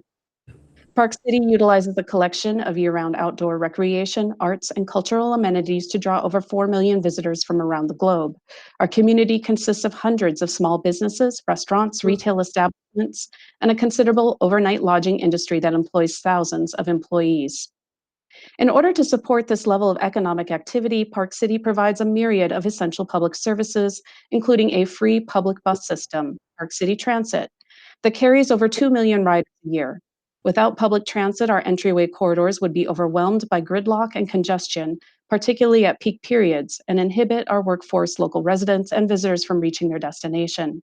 Furthermore, as a result of our mountain geography, Park City's ability to simply build bigger and wider is inherently constrained and also incongruent with our community values. Public transit has been a valued essential public service for decades, supported both by businesses and elected officials as the preferred transportation alternative. After years of study and planning, Summit County is poised to provide the type of shovel-ready BRT infrastructure project that can set an example of where public infrastructure meets the needs of economic investment and future prosperity. Thank you again for your thoughtful consideration of Park City's request to support funding for bus rapid transit. Sincerely, Andy Bierman, Mayor of Park City Municipal Corporation. The next comment is on the subject of fees for alternative fuel. Why are you singling out and discriminating against a certain type of ownership? You guys plied us with environmental incentives and discounts to purchase alternative fuel engines, and then you turn around and assault our efforts with fees. If taxes need to be raised, raise them for everyone equally. What's next? A tax on solar systems as well, if they all follow your example. And by the way, the state of Utah has gas prices that are double that of at least 3 states I've been in recently. This has been insult to injury, where previous to this mandate, there was another change to a previous method of taxation. There again, singling out certain owners. It was an RV tax, which resulted in a 300% increase of my 3-year-old motorhome from $200 to over $600. Is that even ethical? Believe it or not, it is a home away from home to just sit in the park or mountain. For the amount of time the vehicle is actually on the road, there's no justification for this kind of gouging. Please allow some rethinking on this matter as well. From Deborah Atkinson.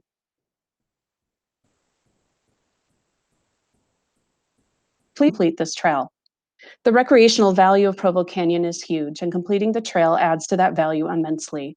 Provo Canyon is one of the natural jewels in the state. Additional recreational assets are in high demand in northern Utah, and the uncompleted portion of the Provo Canyon Trail is low-hanging fruit to provide an asset that will be used and appreciated. Please prioritize and fund this important project. Dan Hemmert, Majority Whip, Utah State Senate. I am writing in support of funding the completion of the Provo Canyon Trail from Vivian Park to Deer Creek Reservoir. Completion of this trail will provide a valuable recreation asset for Utah residents. Long-distance trails like Katy in Missouri, Trail of Coeur d'Alene in Idaho, and Rail Trail in Park City attract thousands of visitors. The canyon already attracts 300,000 trips annually, and this will reduce parking demands in the canyon by reducing the number of cars.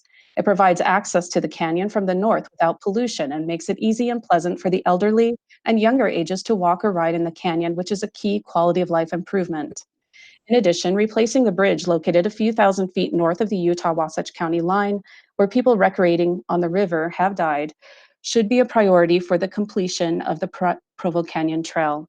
Given that 75% of the trails is in Wasatch County, and as someone who represents that portion of Wasatch County in the Utah State Senate, I encourage the Commission to prioritize and fund this important project. Senator Ron Winterton, Utah State Senate. Members of the Transportation Commission, I'm writing in support of funding the completion of the Provo Canyon Trail from Vivian Park to Deer Creek Reservoir. I'm a frequent user of the canyon, and I can say from personal experience that completion of the trail would be a significant improvement to this important recreational asset. Provo Canyon is one of the most visited canyons in the state. People from all over the state and even from out of state use the canyon to walk, run, cycle, barbecue, visit the waterfalls, float the river, fish, cross-country ski, ice climb, and otherwise enjoy the beauty of this remarkable canyon. Completion of this trail will provide a valuable recreation asset for Utah residents. It will be safer for cyclists to ride up the canyon, where they currently have to get on US 189 from Vivian Park to Deer Creek Reservoir. It will provide easier access to fishing in the river north of Vivian Park and provide access to the disabled or wheelchair bound to a portion of the canyon that has previously been inaccessible. The completion of this trail has been in the works for decades, and it's time to get it done. As a Utah State Senator whose district includes Provo Canyon and the portion of Utah County where the trail needs to be completed, I strongly encourage the Commission to prioritize and fund this important project. Senator Curtis Bramble, Utah State Senate, District 16. Dear Transportation Commission, thank you for including the Provo River Trail Gap in your funding list. This project has been in the works for many years. Much of the project is in Wasatch County, so using urban Utah County transportation or tourism funds are not possible. This UDOT funding will make the project possible. I just want to thank everyone who has worked so hard to piece the funding together. Thank you. Andrew Jackson, Executive Director of Mountain Land Association of Governments. And a comment from Andrew Gruber, Executive Director, Wasatch Front Regional Council. Good morning to the commissioners and the great UDOT team. We appreciate your making the commission meetings and staff briefings available online, where several members of the WFRC team are watching remotely. On behalf of WFRC and the other metropolitan planning organizations in Utah, we would like to echo Chair Zanotti in his appreciation for the team at UDOT, who are working so hard during this pandemic to keep Utah moving, even as the rest of us are staying home. The UDOT team has continued to work with us and with local governments and transportation partners around the state to continue to advance the important work we do together. Stay safe and well, and thank you, Andrew. And I'm just going to check the inbox to see if anything else has come in. And that will conclude our public comment period. That was beautiful, Eileen. Thank you, thank you, thank you. Well, on behalf of Commission and UDOT, I would like to express our appreciation for the kind letters and the support from all these agencies, communities, and senators, representatives. We do work with UDOT, and our hearts, our prayers are with you. We love to deliver every project comes before Commission. But I hope that everyone understands that we are also bound by the limit of the money that we have and the priorities that each region offers, and of course the challenges that we're facing. But rest assured that UDOT and Commission have a good heart and good ears. We hear, we feel your pain, and we would like to do everything we can in our capacity to deliver all the projects. And you are being heard today, and we will have an opportunity to hear from you again. So hopefully everyone will get their wishes delivered soon. Thank you. Mr. Chairman, thank you. I just want to reiterate my appreciation for people taking so much time, and those letters are thoughtful, articulate, and to the point. I'm really impressed. It's not like the letters to the editor of the Salt Lake Tribune. These are worth listening to, and nothing against the Tribune, but boy, these are very thoughtful, and the Chairman is correct. We do think about this, we talk about them, and certainly take into consideration. So thanks for sharing them. I think that you have a very theatrically well trained reading voice, so very pleasant. So thank you for that. Thank you. Mr. Chairman, if I may. Please. I just want to let the commissioners know that since we have projects that we had not put in our initial recommendations, just to reiterate for you that we will give you an update on those projects at the staff update next month, so you can have even additional understanding of them, and we can have a discussion of those projects just to give you a little bit more information on them. If you're trying to understand what you need to do with what you've just heard, we'll have a further discussion on that next month. Yes, thank you. Thank you. And Mr. Chairman, Carlos here, just and to further offer, if any of the commissioners have any information they'd like to discuss with Terry's team in the interim, please reach out, and I know they'd be pleased to have a conversation to give you that information. Thank you, Carlos.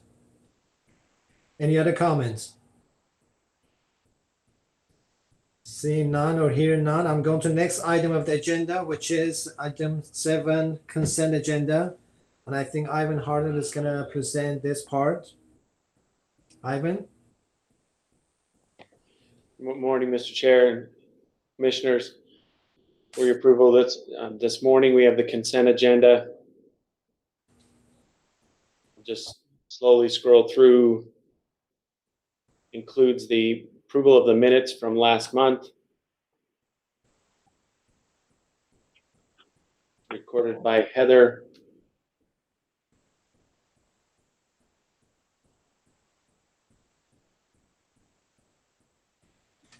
While you're doing that, I'm going to take this just a moment to thank Heather.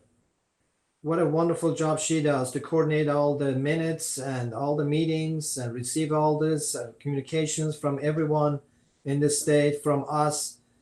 What a wonderful job she does for us. Thank you, Heather. Thank you for all you do. This is Wayne. I concur with the chairman's comments about Heather. Also included in the consent agenda is are the projects returning at a final voucher, project closeouts, as well as inclusion of a balance sheet among the different programs. Just to point out of the balance there, it does show the balance and any potential action that we're requesting action with the commission on for today.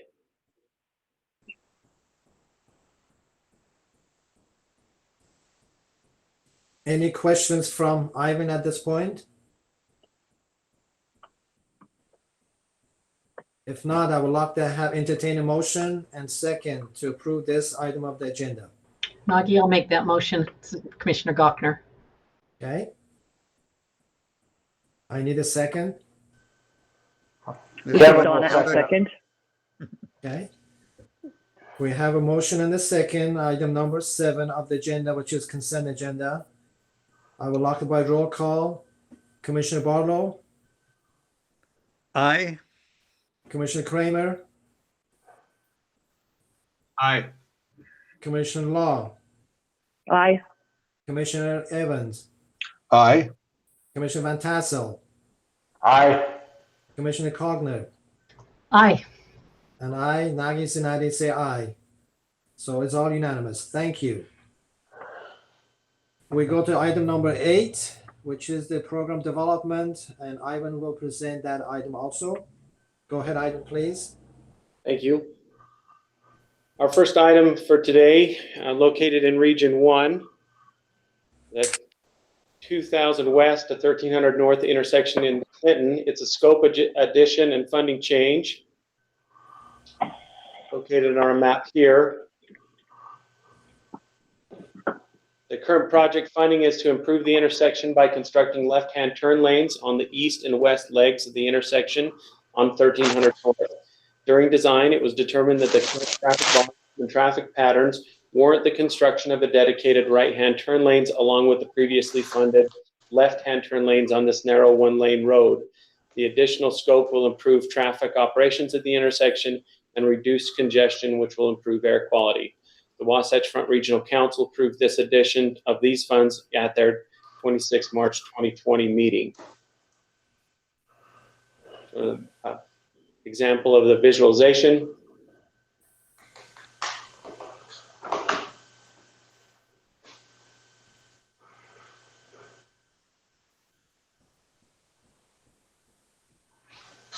Our request today is a motion for approval to add the scope and funding as detailed. This is Wayne. I'll make a motion for approval. Kevin will second it. Okay, we have a motion and a second. I will call the roll call. Commissioner Barlow, Aye. Commissioner Kramer, Aye. Commissioner Law, Aye. Commissioner Evans, Aye. Commissioner Van Tassel, Aye. Commissioner Cogner. Aye. Aye. Nagi Sinati is aye for the same. So we have unanimous vote on item number 8-1. Thank you.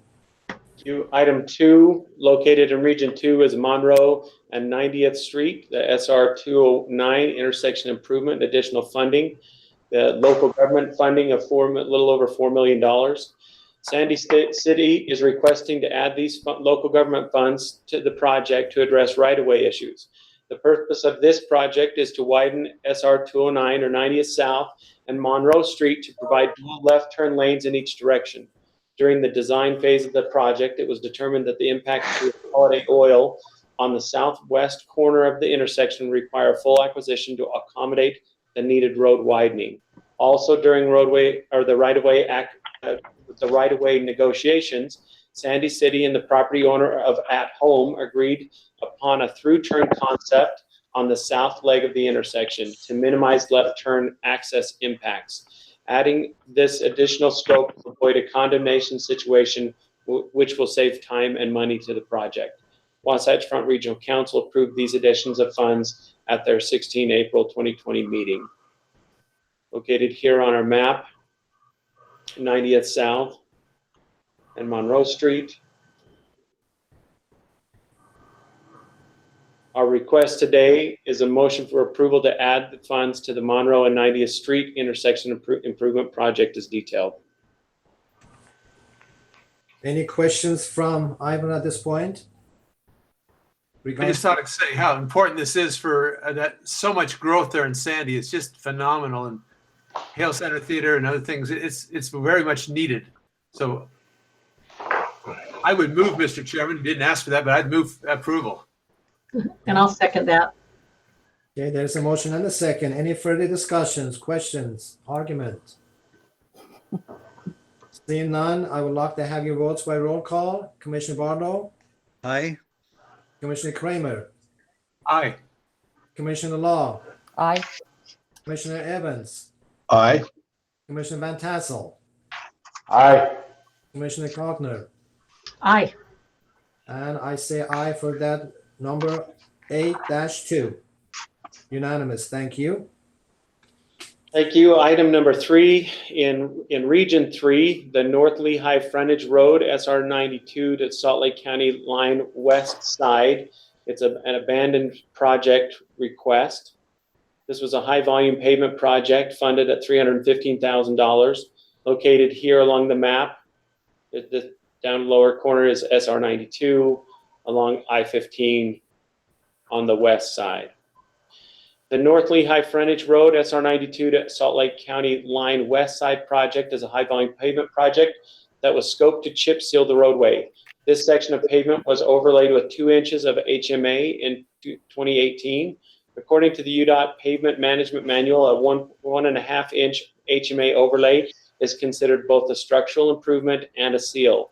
As a result, it is not necessary to add a chip seal to the 2018 overlay. The region has evaluated this pavement section and determined that the pavement was in good condition and the chip seal is not needed.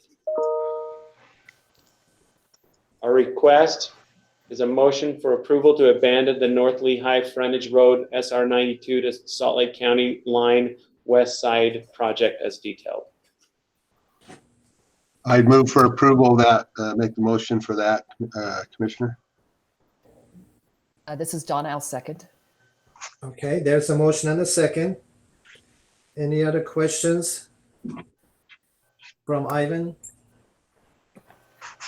Seeing none, I would like to have your vote by roll call. Commissioner Barlow? Aye. Commissioner Kramer? Aye. Commissioner Law? Aye. Commissioner Evans? Aye. Commissioner Van Tassel? Aye. Commissioner Gogner? Aye. And Commissioner Zanotti is also aye for item number 8-3. Unanimous, thank you. Thank you. Item 4, also located in Region 3, the US 89 800 North to 2000 North Orem. The high volume pavement project that we're requesting to add funds, $340,000. Located here on our map.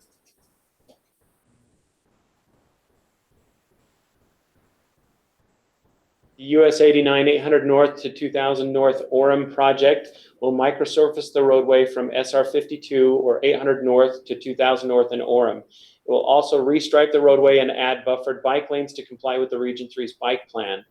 During a review of the initial project cost estimate, it was determined that the reconstruction of the pedestrian ramps, yearly inflation, and potentially adding bike lanes had not been accounted for. Bike lanes would be added if they fit within the scope. Would be added if they fit within the existing pavement width. The scope was reviewed and determined that if we reduced scope, we would have small segments of pavement with different pavement life cycles in close proximity. Region 3 requests to add $340,000 of high volume pavement funds to the project in order to fulfill the original project scope. Our request today is a motion for approval to add the funds to the US 89 800 North to 2000 North Orem project as detailed. Mr. Chairman, I'd make that motion. Okay. I'd second that. I'd second that. This is Commissioner Evans. Thank you. Ivan, in the middle of the paragraph says scope was reviewed and determined if we reduce scope or have small segments of the pavement, different pavement lifestyle. Would you please explain that to the commission? Thank you. I will use a phone a friend. Okay. Ask Robert Clayton to speak to that, or Matt Parker, whichever they determine. Okay. Sure. Thank you. Yeah. This is Rob Clayton. Yeah. The thought there, Mr. Chair, is that if we chop the project into smaller pieces, we then have we have a plan. We call it a plan for every section of pavement, and we look at those pavement sections as unique, separate individual sections of the roadway that require individual planning. And we're hesitant to chop it into smaller pieces because then we have differing life cycles on adjacent segments of the roadway. It can be done, but it would make it less efficient, and we probably at some point in the future would end up doing something less efficient to make up for it. So by doing that, you will be able to fit the bike lanes then? That's correct. Yeah, the bike lanes is mostly a striping exercise. The biggest impact to the budget were the pedestrian ramps that we hadn't appropriately accounted for. Okay. Any other questions? Mr. Chair? Go ahead, please. Donna, explain to me buffered bike lanes. Yeah, that provides an additional width between the travel lanes of for vehicles and the bike lane for the bikes. So instead of having the bike lane immediately adjacent to the travel lanes, there's a buffered area. Oh, okay, thank you. Any other question from Ivan or from Rob? Seeing none, I would like to have your motion by roll call. Commissioner Barlow? I vote aye. Commissioner Kramer? Aye. Commissioner Law? Aye. Commissioner Evans? Aye. Commissioner Van Tassel? Aye.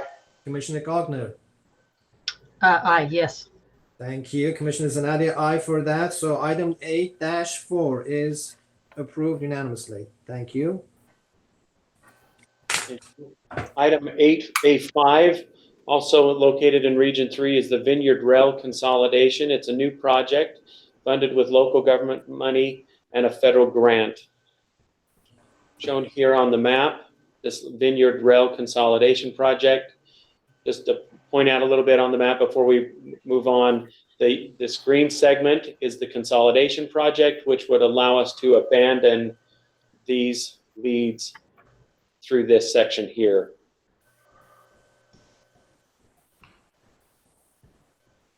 The Vineyard Rail Consolidation Project will improve freight rail operations in Vineyard by streamlining routes, consolidating, switching, increasing safety by reducing the number of freight crossings, and improving overall freight operations.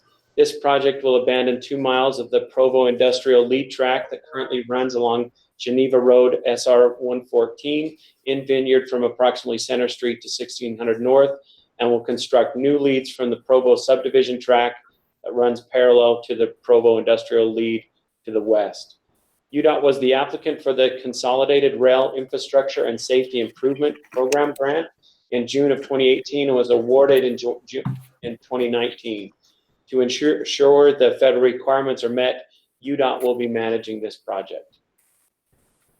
Again, just to highlight a couple of these: local government funding, the CRISI federal grant, showcasing the lead to be abandoned.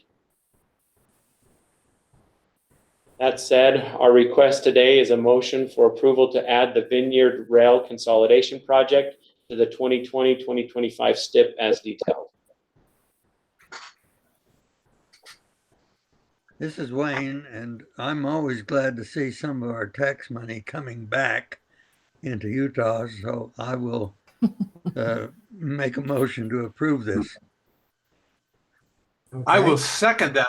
This is really intriguing, and there's other projects I know in Utah County of rail that have come up. I would just like to ask, how is our, after making the second, Mr. Chairman, if you want to have a discussion, but I just like to know what our relationships with Union Pacific are these days, because it seems like with their various work cutbacks, it's been a little tougher to get responses. So I presume this is not a UP line. Rob, this is Carlos. Rob, this is a UP line, Commissioner Kramer. But I don't know if Rob wants to add anything to this. Sure. Yeah, this is UP, and there's actually an agreement already in place with the Union Pacific to implement this plan. And so all that was necessary was the required funding to do the project. So under UP's oversight, all of this work would occur. Well, that's just very positive, and I think it's going to help Vineyard, and I'm very supportive of that. So I did second the motion, Mr. Chairman, with Yes, I know unnecessary this. verbiage attached. Sorry. Thank you. So, Rob, when we abandon the segment, it reverts back to the ownership to town, to the UP, to who gets that the portion now? We abandon in the section. Yeah, that's a good question. I believe, Matt Parker, are you on? Do you know the answer to the commissioner's question? I do not know who's going to take over the underlying property after this is taken out. So I think that's probably some details we'll have to go through later. Mr. Chairman? Yes, go ahead. If I could add something, because there is some work to figure out the details on this, but this consolidation of the rail lines has been in the planning works for probably close to, I'm going to say 15 to 18 years. And the concept really here is that orange section is bifurcating the Vineyard Township, and it's impacting the east-west travel in that community. So moving it over to the green was important. There's a portion of that orange, especially from 800 North, which is a state road going south, paralleling Geneva Road, where part of that right-of-way would help facilitate the future widening project on Geneva Road, which is a state road. And so we've had discussions about, that portion being helpful for the state being able to do our widening, as well as the community would probably take ownership in those other areas. So the details still have to be worked out, but that was the original concept going back quite a bit of time ago. Is this going to help Mayor for presentation, the request that they had? No, this is in addition to the mayor's request. Her request was really going from 800 North going north toward 1600 North.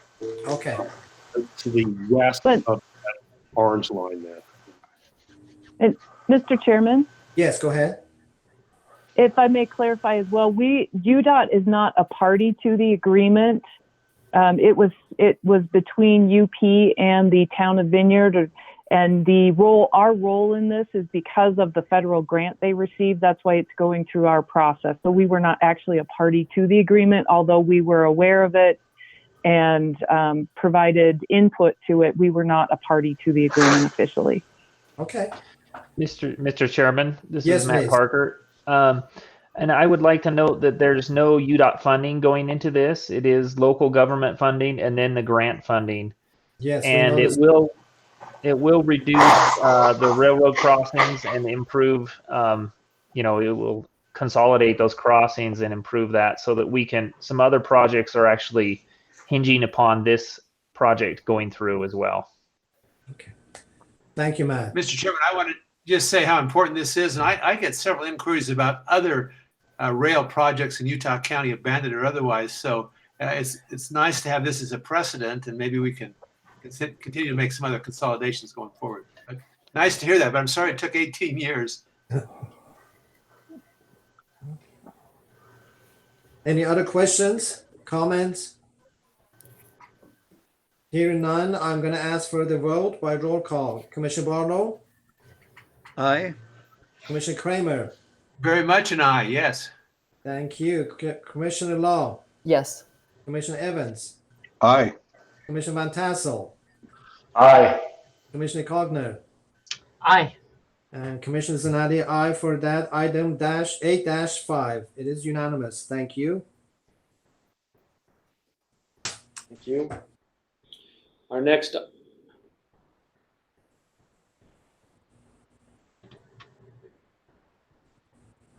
item, 8A6, is a funding addition The SR 51, State Road 147 in Spanish Fork, adding funds, transportation funds, $800,000, and local government funds, $250,000 on this project that's currently funded at $250,000.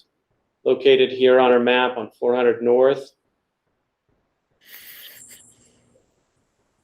This Spanish Fork project is a signal project. Spanish Fork City has stated this intersection is their highest priority because the traffic backs up through a roundabout at 800 East and SR 147 or 400 North, when school is starting and ending. During the design of the signal, it was determined that it would require preemption due to the proximity of the railroad tracks, shown here on our map here, the railroad tracks, and this is the intersection.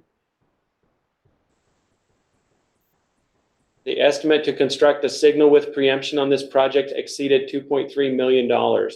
The region engaged with Spanish Fork City to explore alternative solutions. A roundabout was determined to provide the necessary operation and safety improvements without the need for a preemption. Spanish Fork has expressed support for a roundabout as the city already has a roundabout on this corridor. This is a graphic that shows what that roundabout would look like, shown here.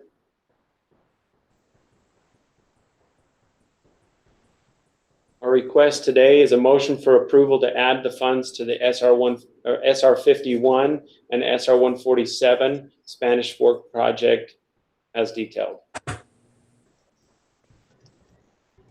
This is Commissioner Evans. I move for approval, especially like once again to see some local match money there. That's always good to see. Okay, This is Donna. I'll second. thank you. Ivan, would you please, for the sake of new commissioners, explain phrase preemption? Yes, unless Rob Clayton wants to jump in. I'll scroll up here to the map. I think it shows a little better. A preemption is a signal coordination between the signal located at this intersection and the railroad crossing here. It's the technology and equipment that's needed to coordinate that signal and when a train's coming through, because this is an at-grade crossing, and the signal backing up, or the traffic backing up on this segment.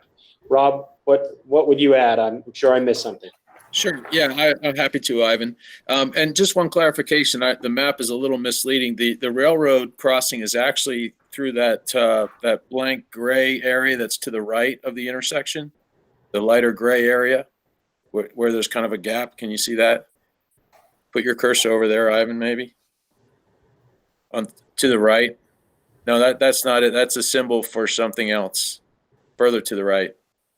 Where that lighter gray swath goes through and crosses 400 North. Yep, right there. So the signal preemption equipment, it coordinates the railroad traffic with the traffic signal, and it ensures that the signal won't create a queue that makes it more likely that there'll be standing traffic on the railroad tracks. And it's equipment that is provided by the railroad, and those systems tend to be very expensive. So it's not a normal signal project. Meanwhile, that intersection continues to get busier and busier as things develop in the area, and the warranted signal is becoming more and more of an issue. Spanish Fork City indicated to us that it's their number one traffic priority to solve, and so we came to the table and figured out a solution here. So I think it's the cost of the project that we're proposing is half of what a signalized intersection would be, and I believe it's going to be a good solution moving forward. Thank you. That was a very helpful explanation. Thank you. Any other questions, comments, discussions? Hearing none, I would like to ask your vote by roll call. Commissioner Barlow? Aye. Commissioner Kramer? Aye. Commissioner Law? Aye. Commissioner Evans? Aye. Commissioner Van Tassel? Aye. Commissioner Cogner? Aye. And Commissioner Zanotti, aye. So item 8-6 is unanimously approved. Thank you. Thank you. Item 8A7 is SR 85 Mountain View Corridor, SR 73 to 2100 North in Saratoga Springs, milepost 0 to 2.9. This is to add funds, $400,000 of our Transportation Investment Fund. Shown here on the map, located here, 2100 North in the Mountain View Corridor segment.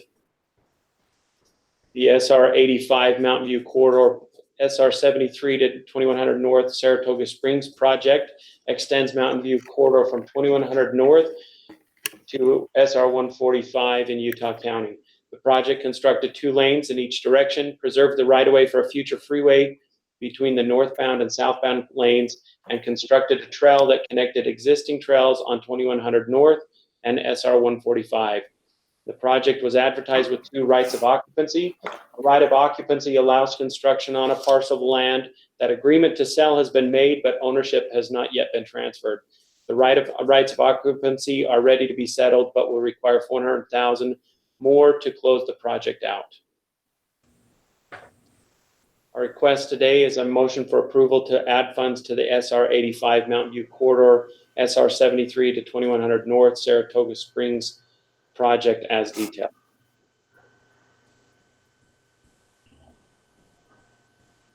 Okay, that is the motion. I would make a motion that we approve. This is Kevin. This is Donna. I'll second. Lou or Law, either one. Take your choice. I go with Law. I would too.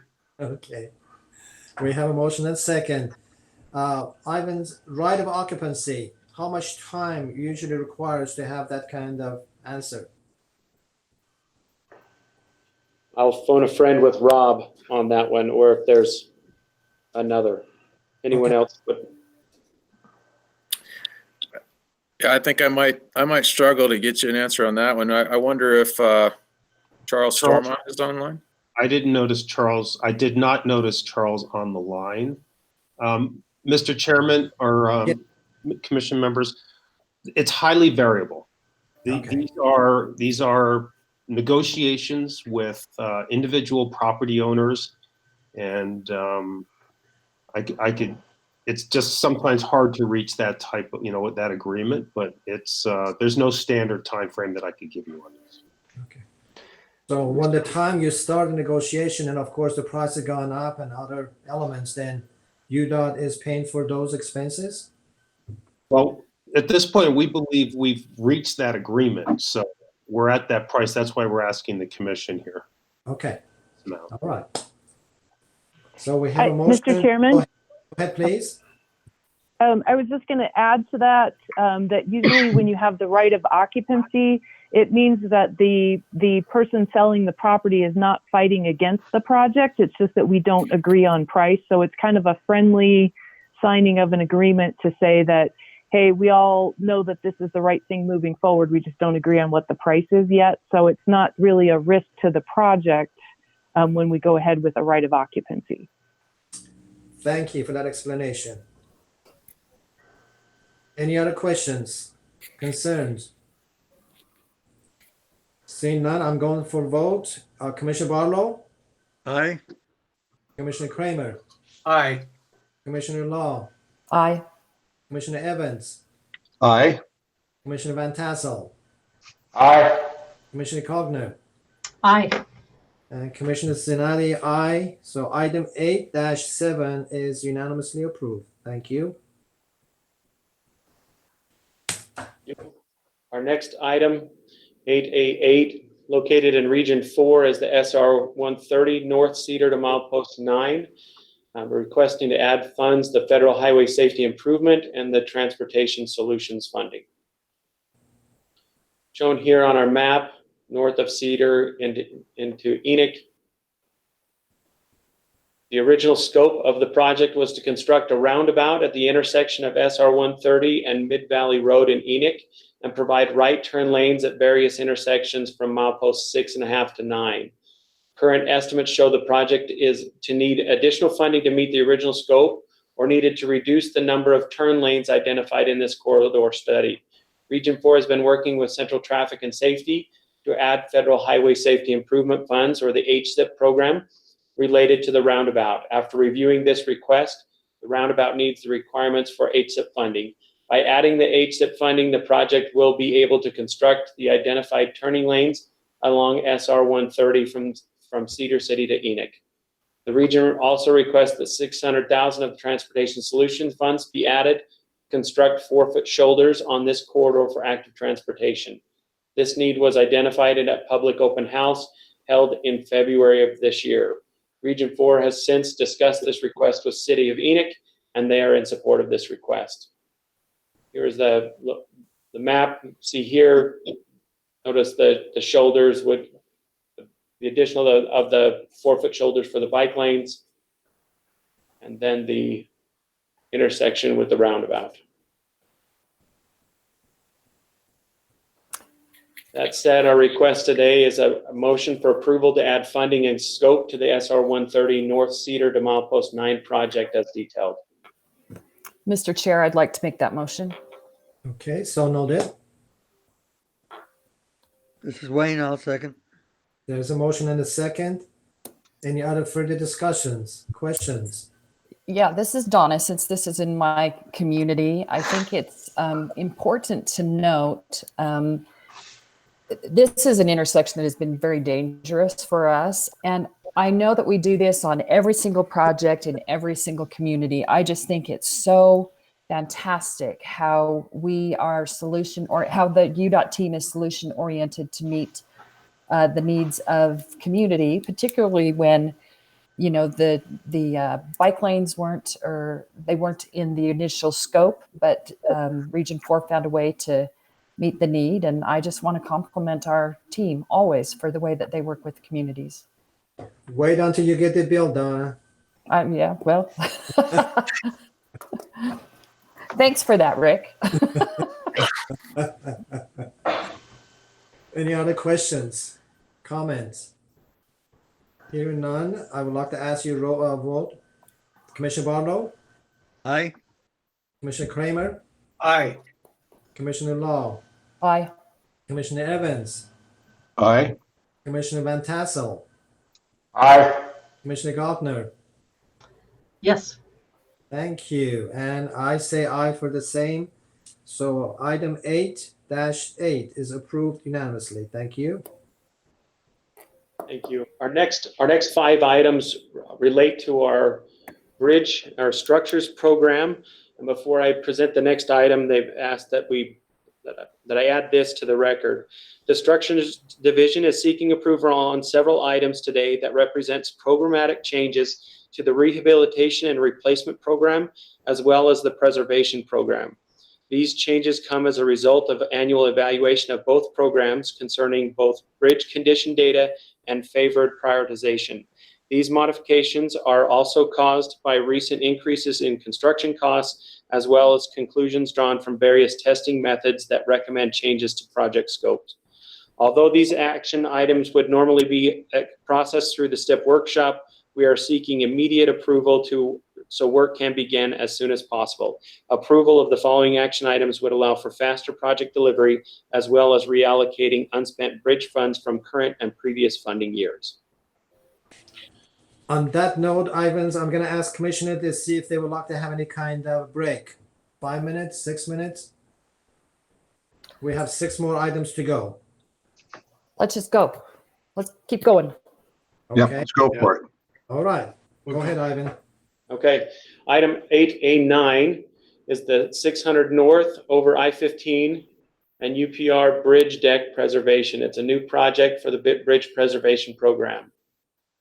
Located here on the map, 600 North on I-15. Sorry, my cursor is not really visible on the map here. Structure 068 or OC816 and OC806 located over I-15 and UPR lines respectively currently have bare decks and are exhibiting cracking with some minor spalling and exposed reinforced steel. This project will replace these falls, apply a polyester concrete overlay across the decks, and seal the existing parapets. This project will preserve existing decks and slow the infiltration of water and chlorides into the deck. I have some locations or some images as well, showing the location of the bridge, some condition photos under the bridge, shown here. Our request today is a motion for approval to add the 600 North over I-15 and UPR deck preservation project to the current STIP as detailed.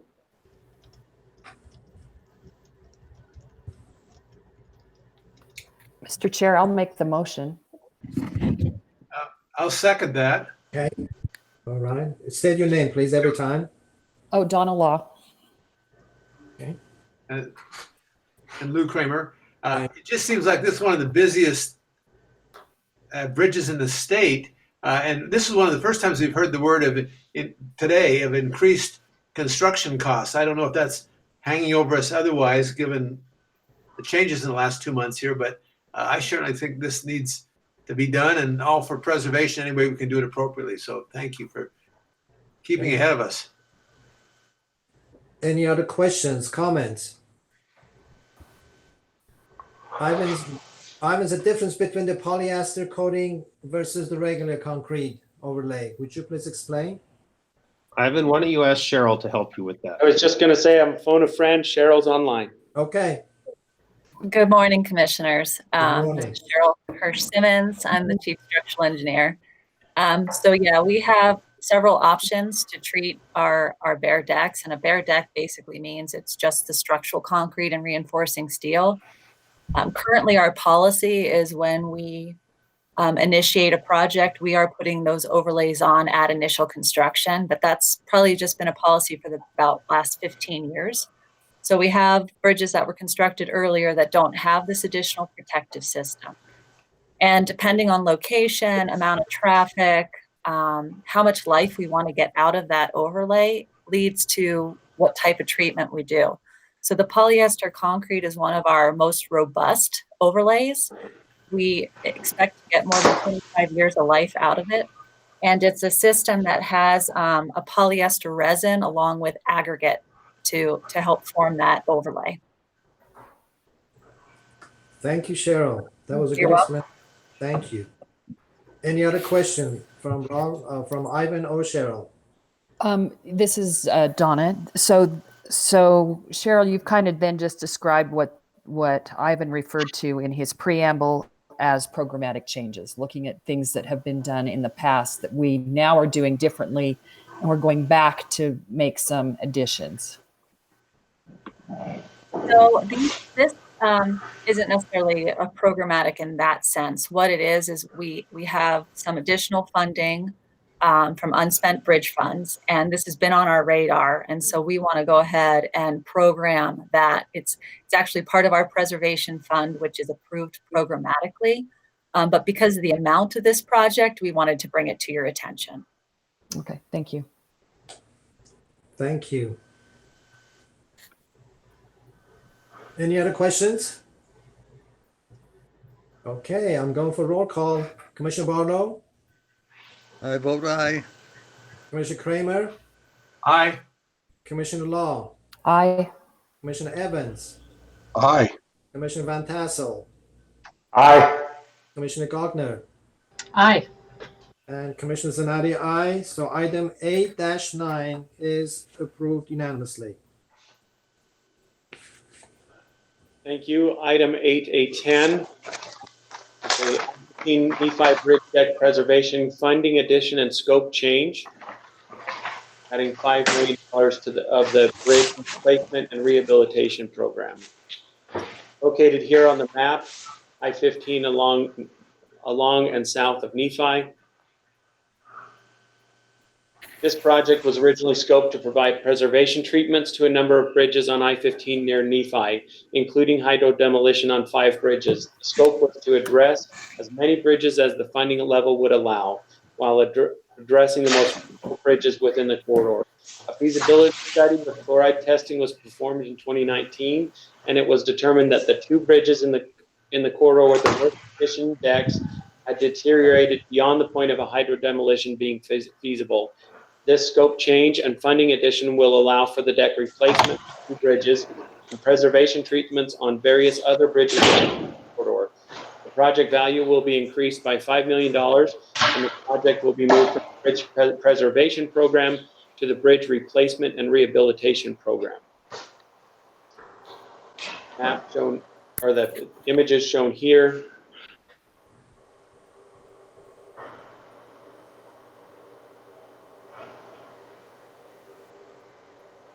The request today is a motion for approval to add funds to the I-15 North Bridge Deck Replacements Project and Preservation Project and move it from the Bridge Preservation Program to the Bridge Replacement and Rehabilitation Program as detailed.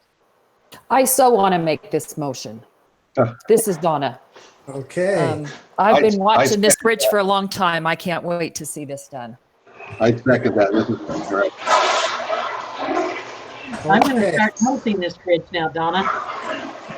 Sorry, say that again, Natalie. I'm going to start noticing this bridge now that you say that. Well, I used to before the last 6 weeks happened. I was coming north about 3 times a month, and this was always the place, the patchwork quilt that I most disliked seeing. So I'm thrilled that this is on. I'm thrilled to be able to get this done. Great. Ivan, maybe somebody else can help you explain chloride testing on our bridges. Okay, so have Cheryl on board. Let her. Cheryl, this is Carlos. Just as you're talking about chloride testing, also when we use the term, hydro demolition, what was the intent there? And that might be helpful for the commission to understand. Sure. Thank you, Carlos. So basically, let me take you back a step, that our performance measure is based on the Bridge Health Index.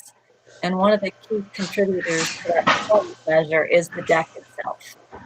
So we look at trying to preserve the decks. And at some point, preservation isn't feasible and we have to move to a rehab and replacement. The way we make that decision is through data collection. So the first thing is a visual inspection, and as the commissioner noticed, the patchwork quilt shows that bridge has had a history of repairs. Those repairs are the first level of preservation. We call it like a structural pothole patching, where you're going through and just removing delaminated areas.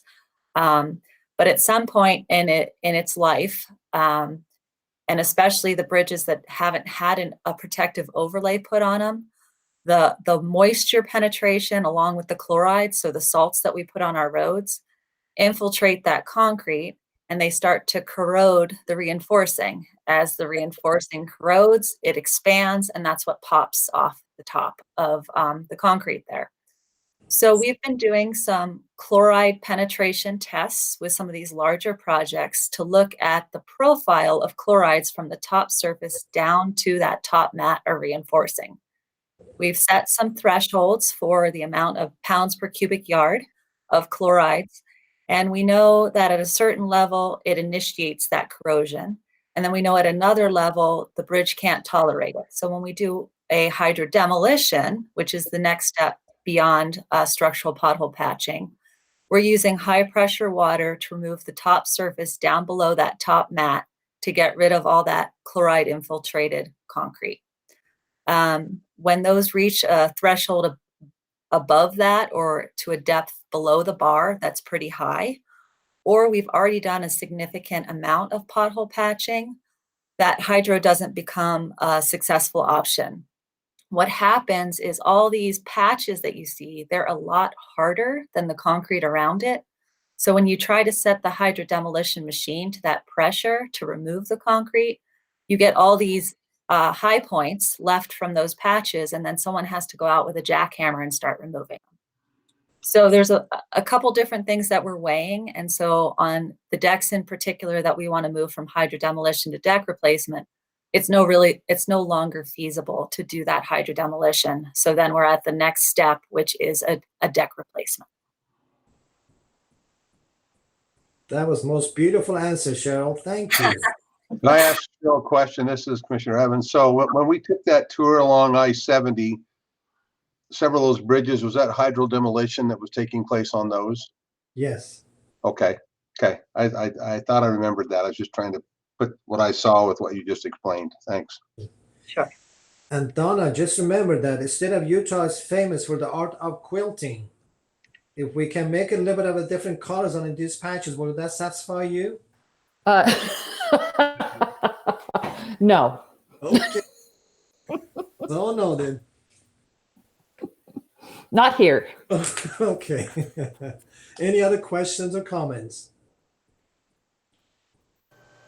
Seeing or hearing none, I'm going for the vote. Commissioner Barlow? Aye. Commissioner Kramer? Aye. Commissioner Law? Aye. Okay, Commissioner Evans? Aye. Commissioner Van Tassel? Aye. Commissioner Gardner? Aye. Thank you, and I have aye for the same. The item number 8-10 is approved. Thank you. Thank you. Next item, 8A11, is I-15 over East Nichols Canyon Road is a funding addition on a bridge replacement and rehabilitation project, $4.1 million. Located here in the Cedar City area, shown here on our map. This project is currently scoped to replace the structures carrying I-15 northbound and southbound traffic over Nichols Canyon Road in Cedar City. Both bridges are currently rated in poor condition. Due to recent changes in construction cost, a more detailed assessment of the project funding, and the required maintenance of traffic in this area, additional funds need to be added to the project to fully fund the replacements. Images here.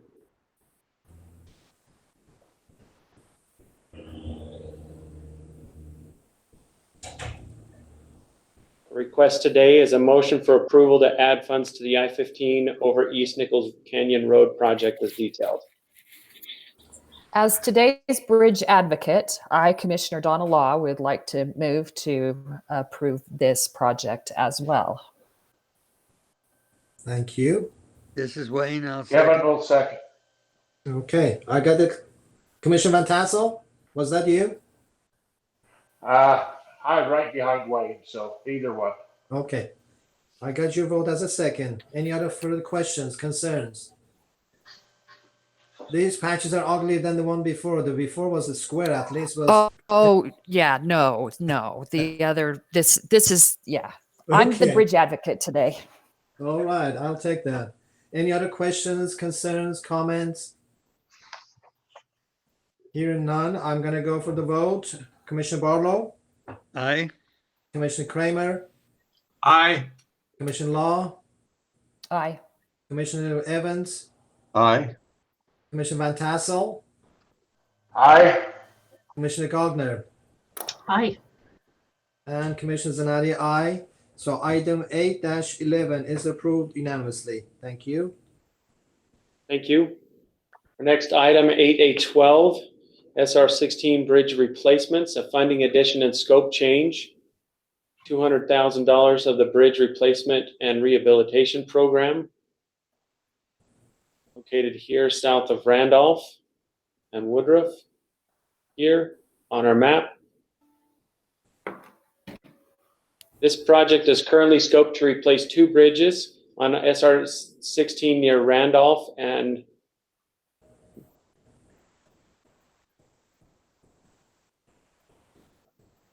the 0C297, that is the SR16 over, I'm going to kill that word, Slatteris Creek, is being replaced due to the poor condition of the bridge deck. Due to the width of the structure, maintenance of traffic, and the cost to replace the deck versus the cost to replace the entire bridge, it was determined that a bridge replacement is warranted. The 0D382, which is the SR16 over Woodruff, and Randolph Canal, is being replaced due to load restrictions on the structure, and with no acceptable detour routes, this causes significant burden on the surrounding communities. This requested scope change will add a third structure replacement to the project, which is the 0D381 structure carrying SR16 over the Woodruff and Randolph Canal on the south end of Randolph to the project. Evaluation indicates this bridge also needs to be load restricted. in order to allow legal weight trucks to continue to use this corridor. This bridge will be replaced as well. Coordination with hydraulics indicates that both the 0D381 and 0D382 can be replaced with multi-cell box culverts, which are more economical than standard bridges. This structure type significantly reduces the original estimated replacement cost for the structure 02382, and the savings can be used towards replacing the 0D381, limiting the additional funding needed for this project.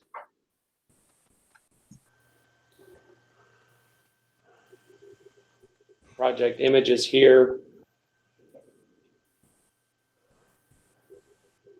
Our request today is a motion for approval to add funding and scope change to the SR16 bridge replacements project as detailed.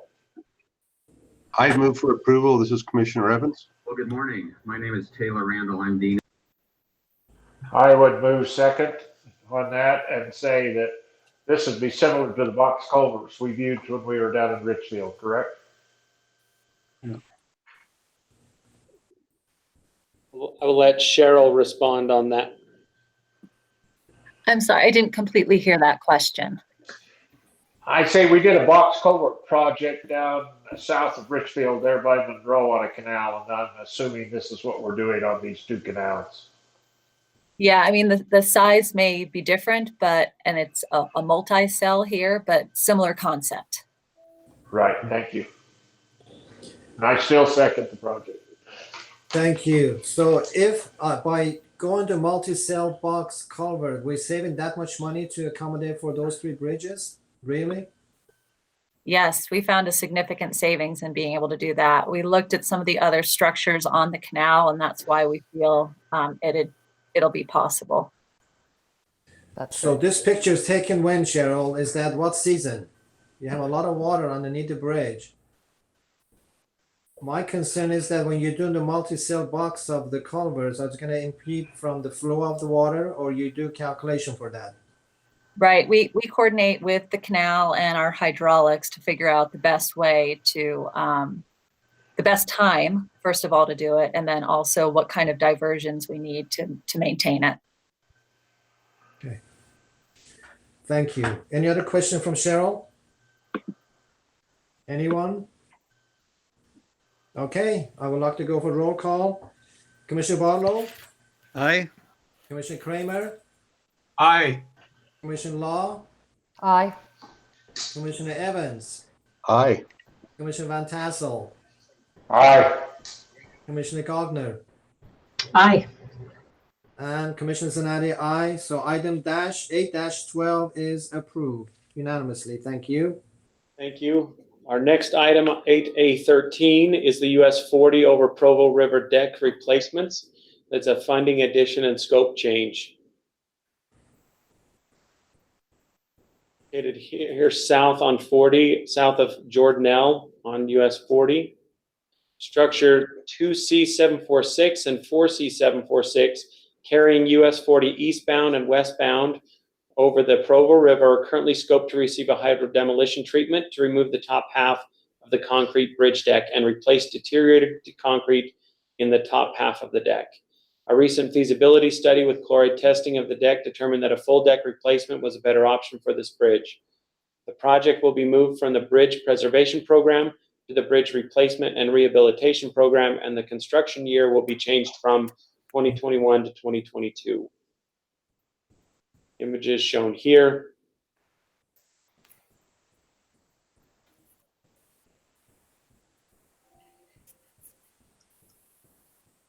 Our request today is a motion for approval to add funds to the US 40 over Provo River deck replacements project and move it from the Bridge Preservation Program to the Bridge Replacement and Rehabilitation Program as detailed. This is Wayne. I move for approval. This is Donna. I'll second. There's a motion and a second on item number 13. Any other questions, comments, discussions, concerns? My only comment would be I'm glad that this extra bridge money was found and is being used so well. Thank you. Seeing none, then I will go for the vote. Commissioner Barlow, Aye. Commissioner Kramer, Aye. Commissioner Law, Aye. Commissioner Evans, Aye. Commissioner Van Tassel, Aye. Commissioner Gardner, Aye. Commissioner Zanatti, aye for item number 13. So item number 8-13 is approved unanimously. Thank you. Thank you. That is our 8A items. Our next one is 8B. We saw this yesterday in the STIP Workshop 2. We presented this. I'll zoom out just so we'll have the ability to see. Hopefully, after our discussion yesterday, that the colors on the left of the highlighting each of the programs, as to the blue showing project specific, the darker orange is a mix of a program and projects, and the light orange are the program values only being presented. Also, the green values of the funds themselves and the year they're associated with the one exception. The gray is the previously approved values, and the yellow for the 57 million of structures. 48 million of that 57 million was a prior approval, and so the modification to approve the additional funding in the 2021 fund year. Our request today is a motion for approval of the proposed program values for the 2020 STIP workshop as detailed.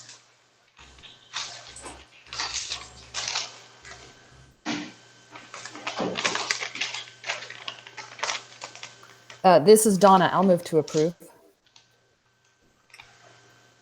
Lou Mr. Kramer. Blagnell, second. Second. Yeah. Okay.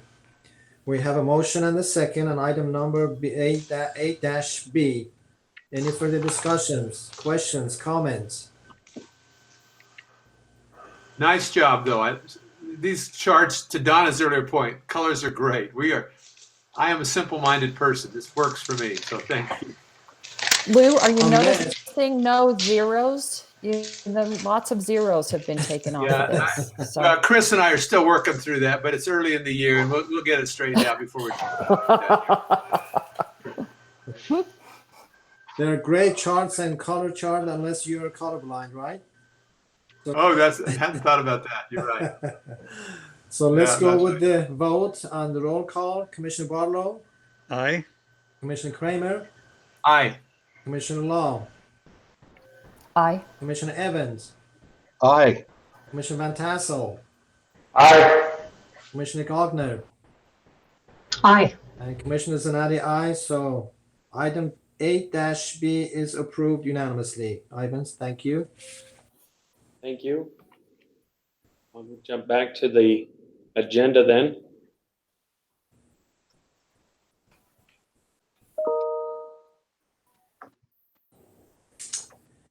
That leaves us to only our other items. Yes.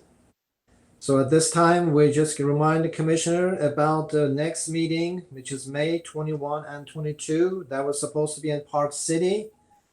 So pray for the day that we can meet in person in Park City. Otherwise, consider yourself virtually hugged from me.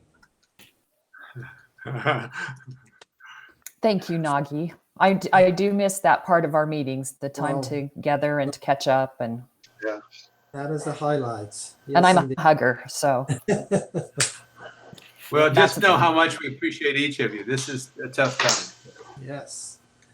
Yeah. So that was all the items we have for the meeting today. Commissioners, you have anything you would like to report? Anything you would like to say, add, questions, comments, experiences? Mr. Chairman, just one quick comment to our UDOT team. Are there any hiring going on now? I get questions because you're so popular. Are they hiring at UDOT these days, given the uncertainty in the financial side? Yes, Mr. Chairman, may I Please, respond? yes, please. We haven't made any formal decisions whether, to stop hiring. And so today we are looking at it on a case-by-case basis. We've always had a process in place where as soon as a vacancy occurs, whether through a retirement or an employee makes a choice to take on another assignment somewhere, that supervisor needs to go through a process to determine whether or not filling that position is the highest and best need for the resources that are available there. We've had that process in place now for probably 15 years now. Those approvals work their way up the line. They need to be approved by our chief financial officer that basically says whether or not there's budget available.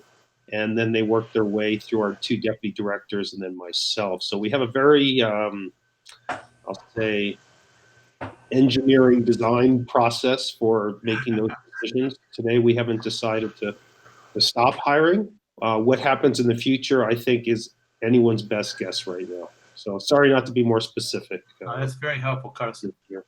I think it's in.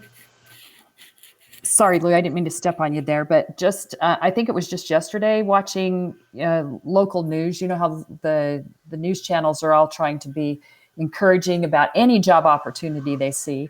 And yesterday, one of the news channels actually mentioned that UDOT was looking to fill some positions in what we know as Region 4.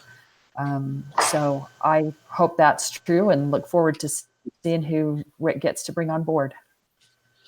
Yes. So UDOT's doing an incredible job of keeping our economy going. So huge thanks to you all. Thank you. Oh, well, can I just add one other thing relative to that? Go ahead, please. In the rural parts of the state where it's already economically challenging, when we're able to bring in projects like the bridge and the road projects that we just talked about, that is so significant and so meaningful. It takes the empty hotel rooms and puts heads in beds and allows for restaurants to stay open at a time where they otherwise might not be able to. So it's really, really meaningful to have projects in the rural climes.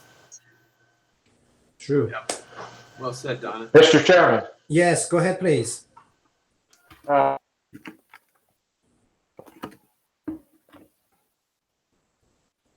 We lost you. Oh, he got bumped out. Uh-oh. Is he out of the meeting? Maybe just the note said he was out. Maybe he lost Wi-Fi or something. That happened to me earlier. Me too. You know, what happens to me sometimes is I go to hit the unmute button and I hit the leave meeting button by mistake. That's one way to end a meeting. That'd close us down. At least that's my excuse. Anything from the region directors, if they're online, if they'd like the concern of their regions, anything at all we can help as a commission?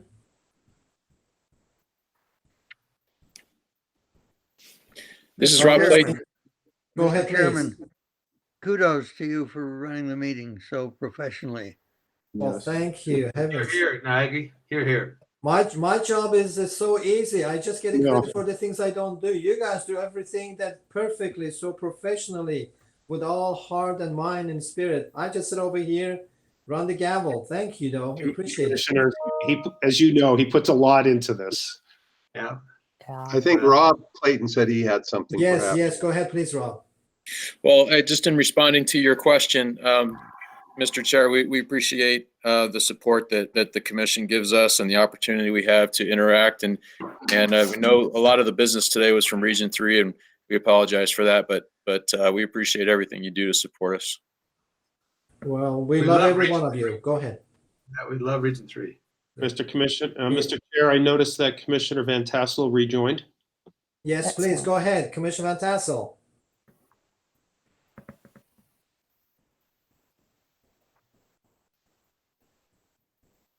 Maybe not. I guess not. Anything from you, Carlos? Anything from anyone that you would like to talk about or any concerns? No, I just, again, I appreciate the support of the commission. I'm sorry? Sorry. Kevin's back on. Yeah, I saw him. Yeah, I don't. Oh, there he is. Go ahead. We're waiting for you. I just stated I'll get with Rob, but Simplot talked to me about the realignment of 191 going north out of Vernal.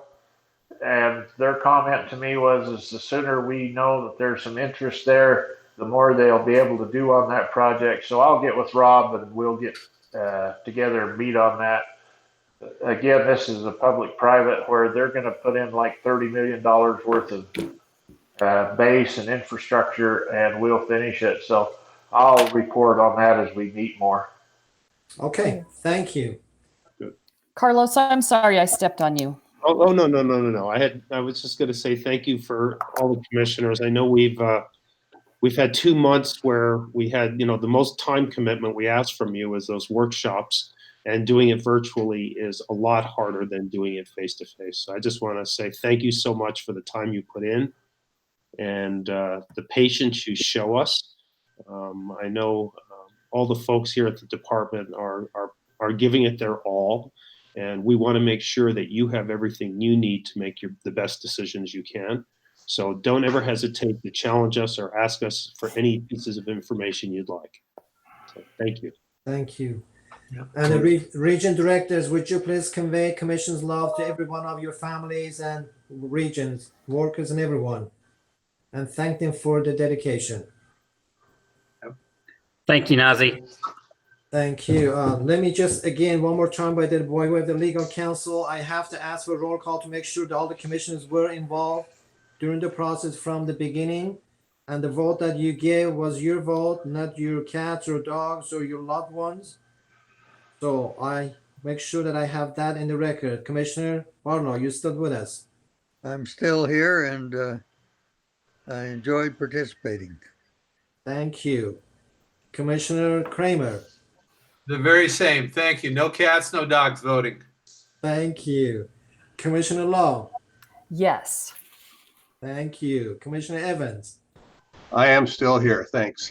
Thank you. Commissioner Van Tassel. Yes, I'm still here. Thank you. Thank you. Commissioner Gogner. I'm here, Nagi. Thanks for a you. great meeting. Thanks Thank to the you. UDOT staff. Well, you all have a wonderful Friday, a wonderful weekend, and you hopefully will be restful. And hopefully we'll see one another soon. With that note, I would like to entertain a motion to adjourn. So moved. Commissioner Evans. It's not debatable. Thank you all, and God bless you all, everyone. Thank you. Thanks. Bye. Have a wonderful weekend. Thank you. Bye now. Thank you. Bye-bye. Bye now.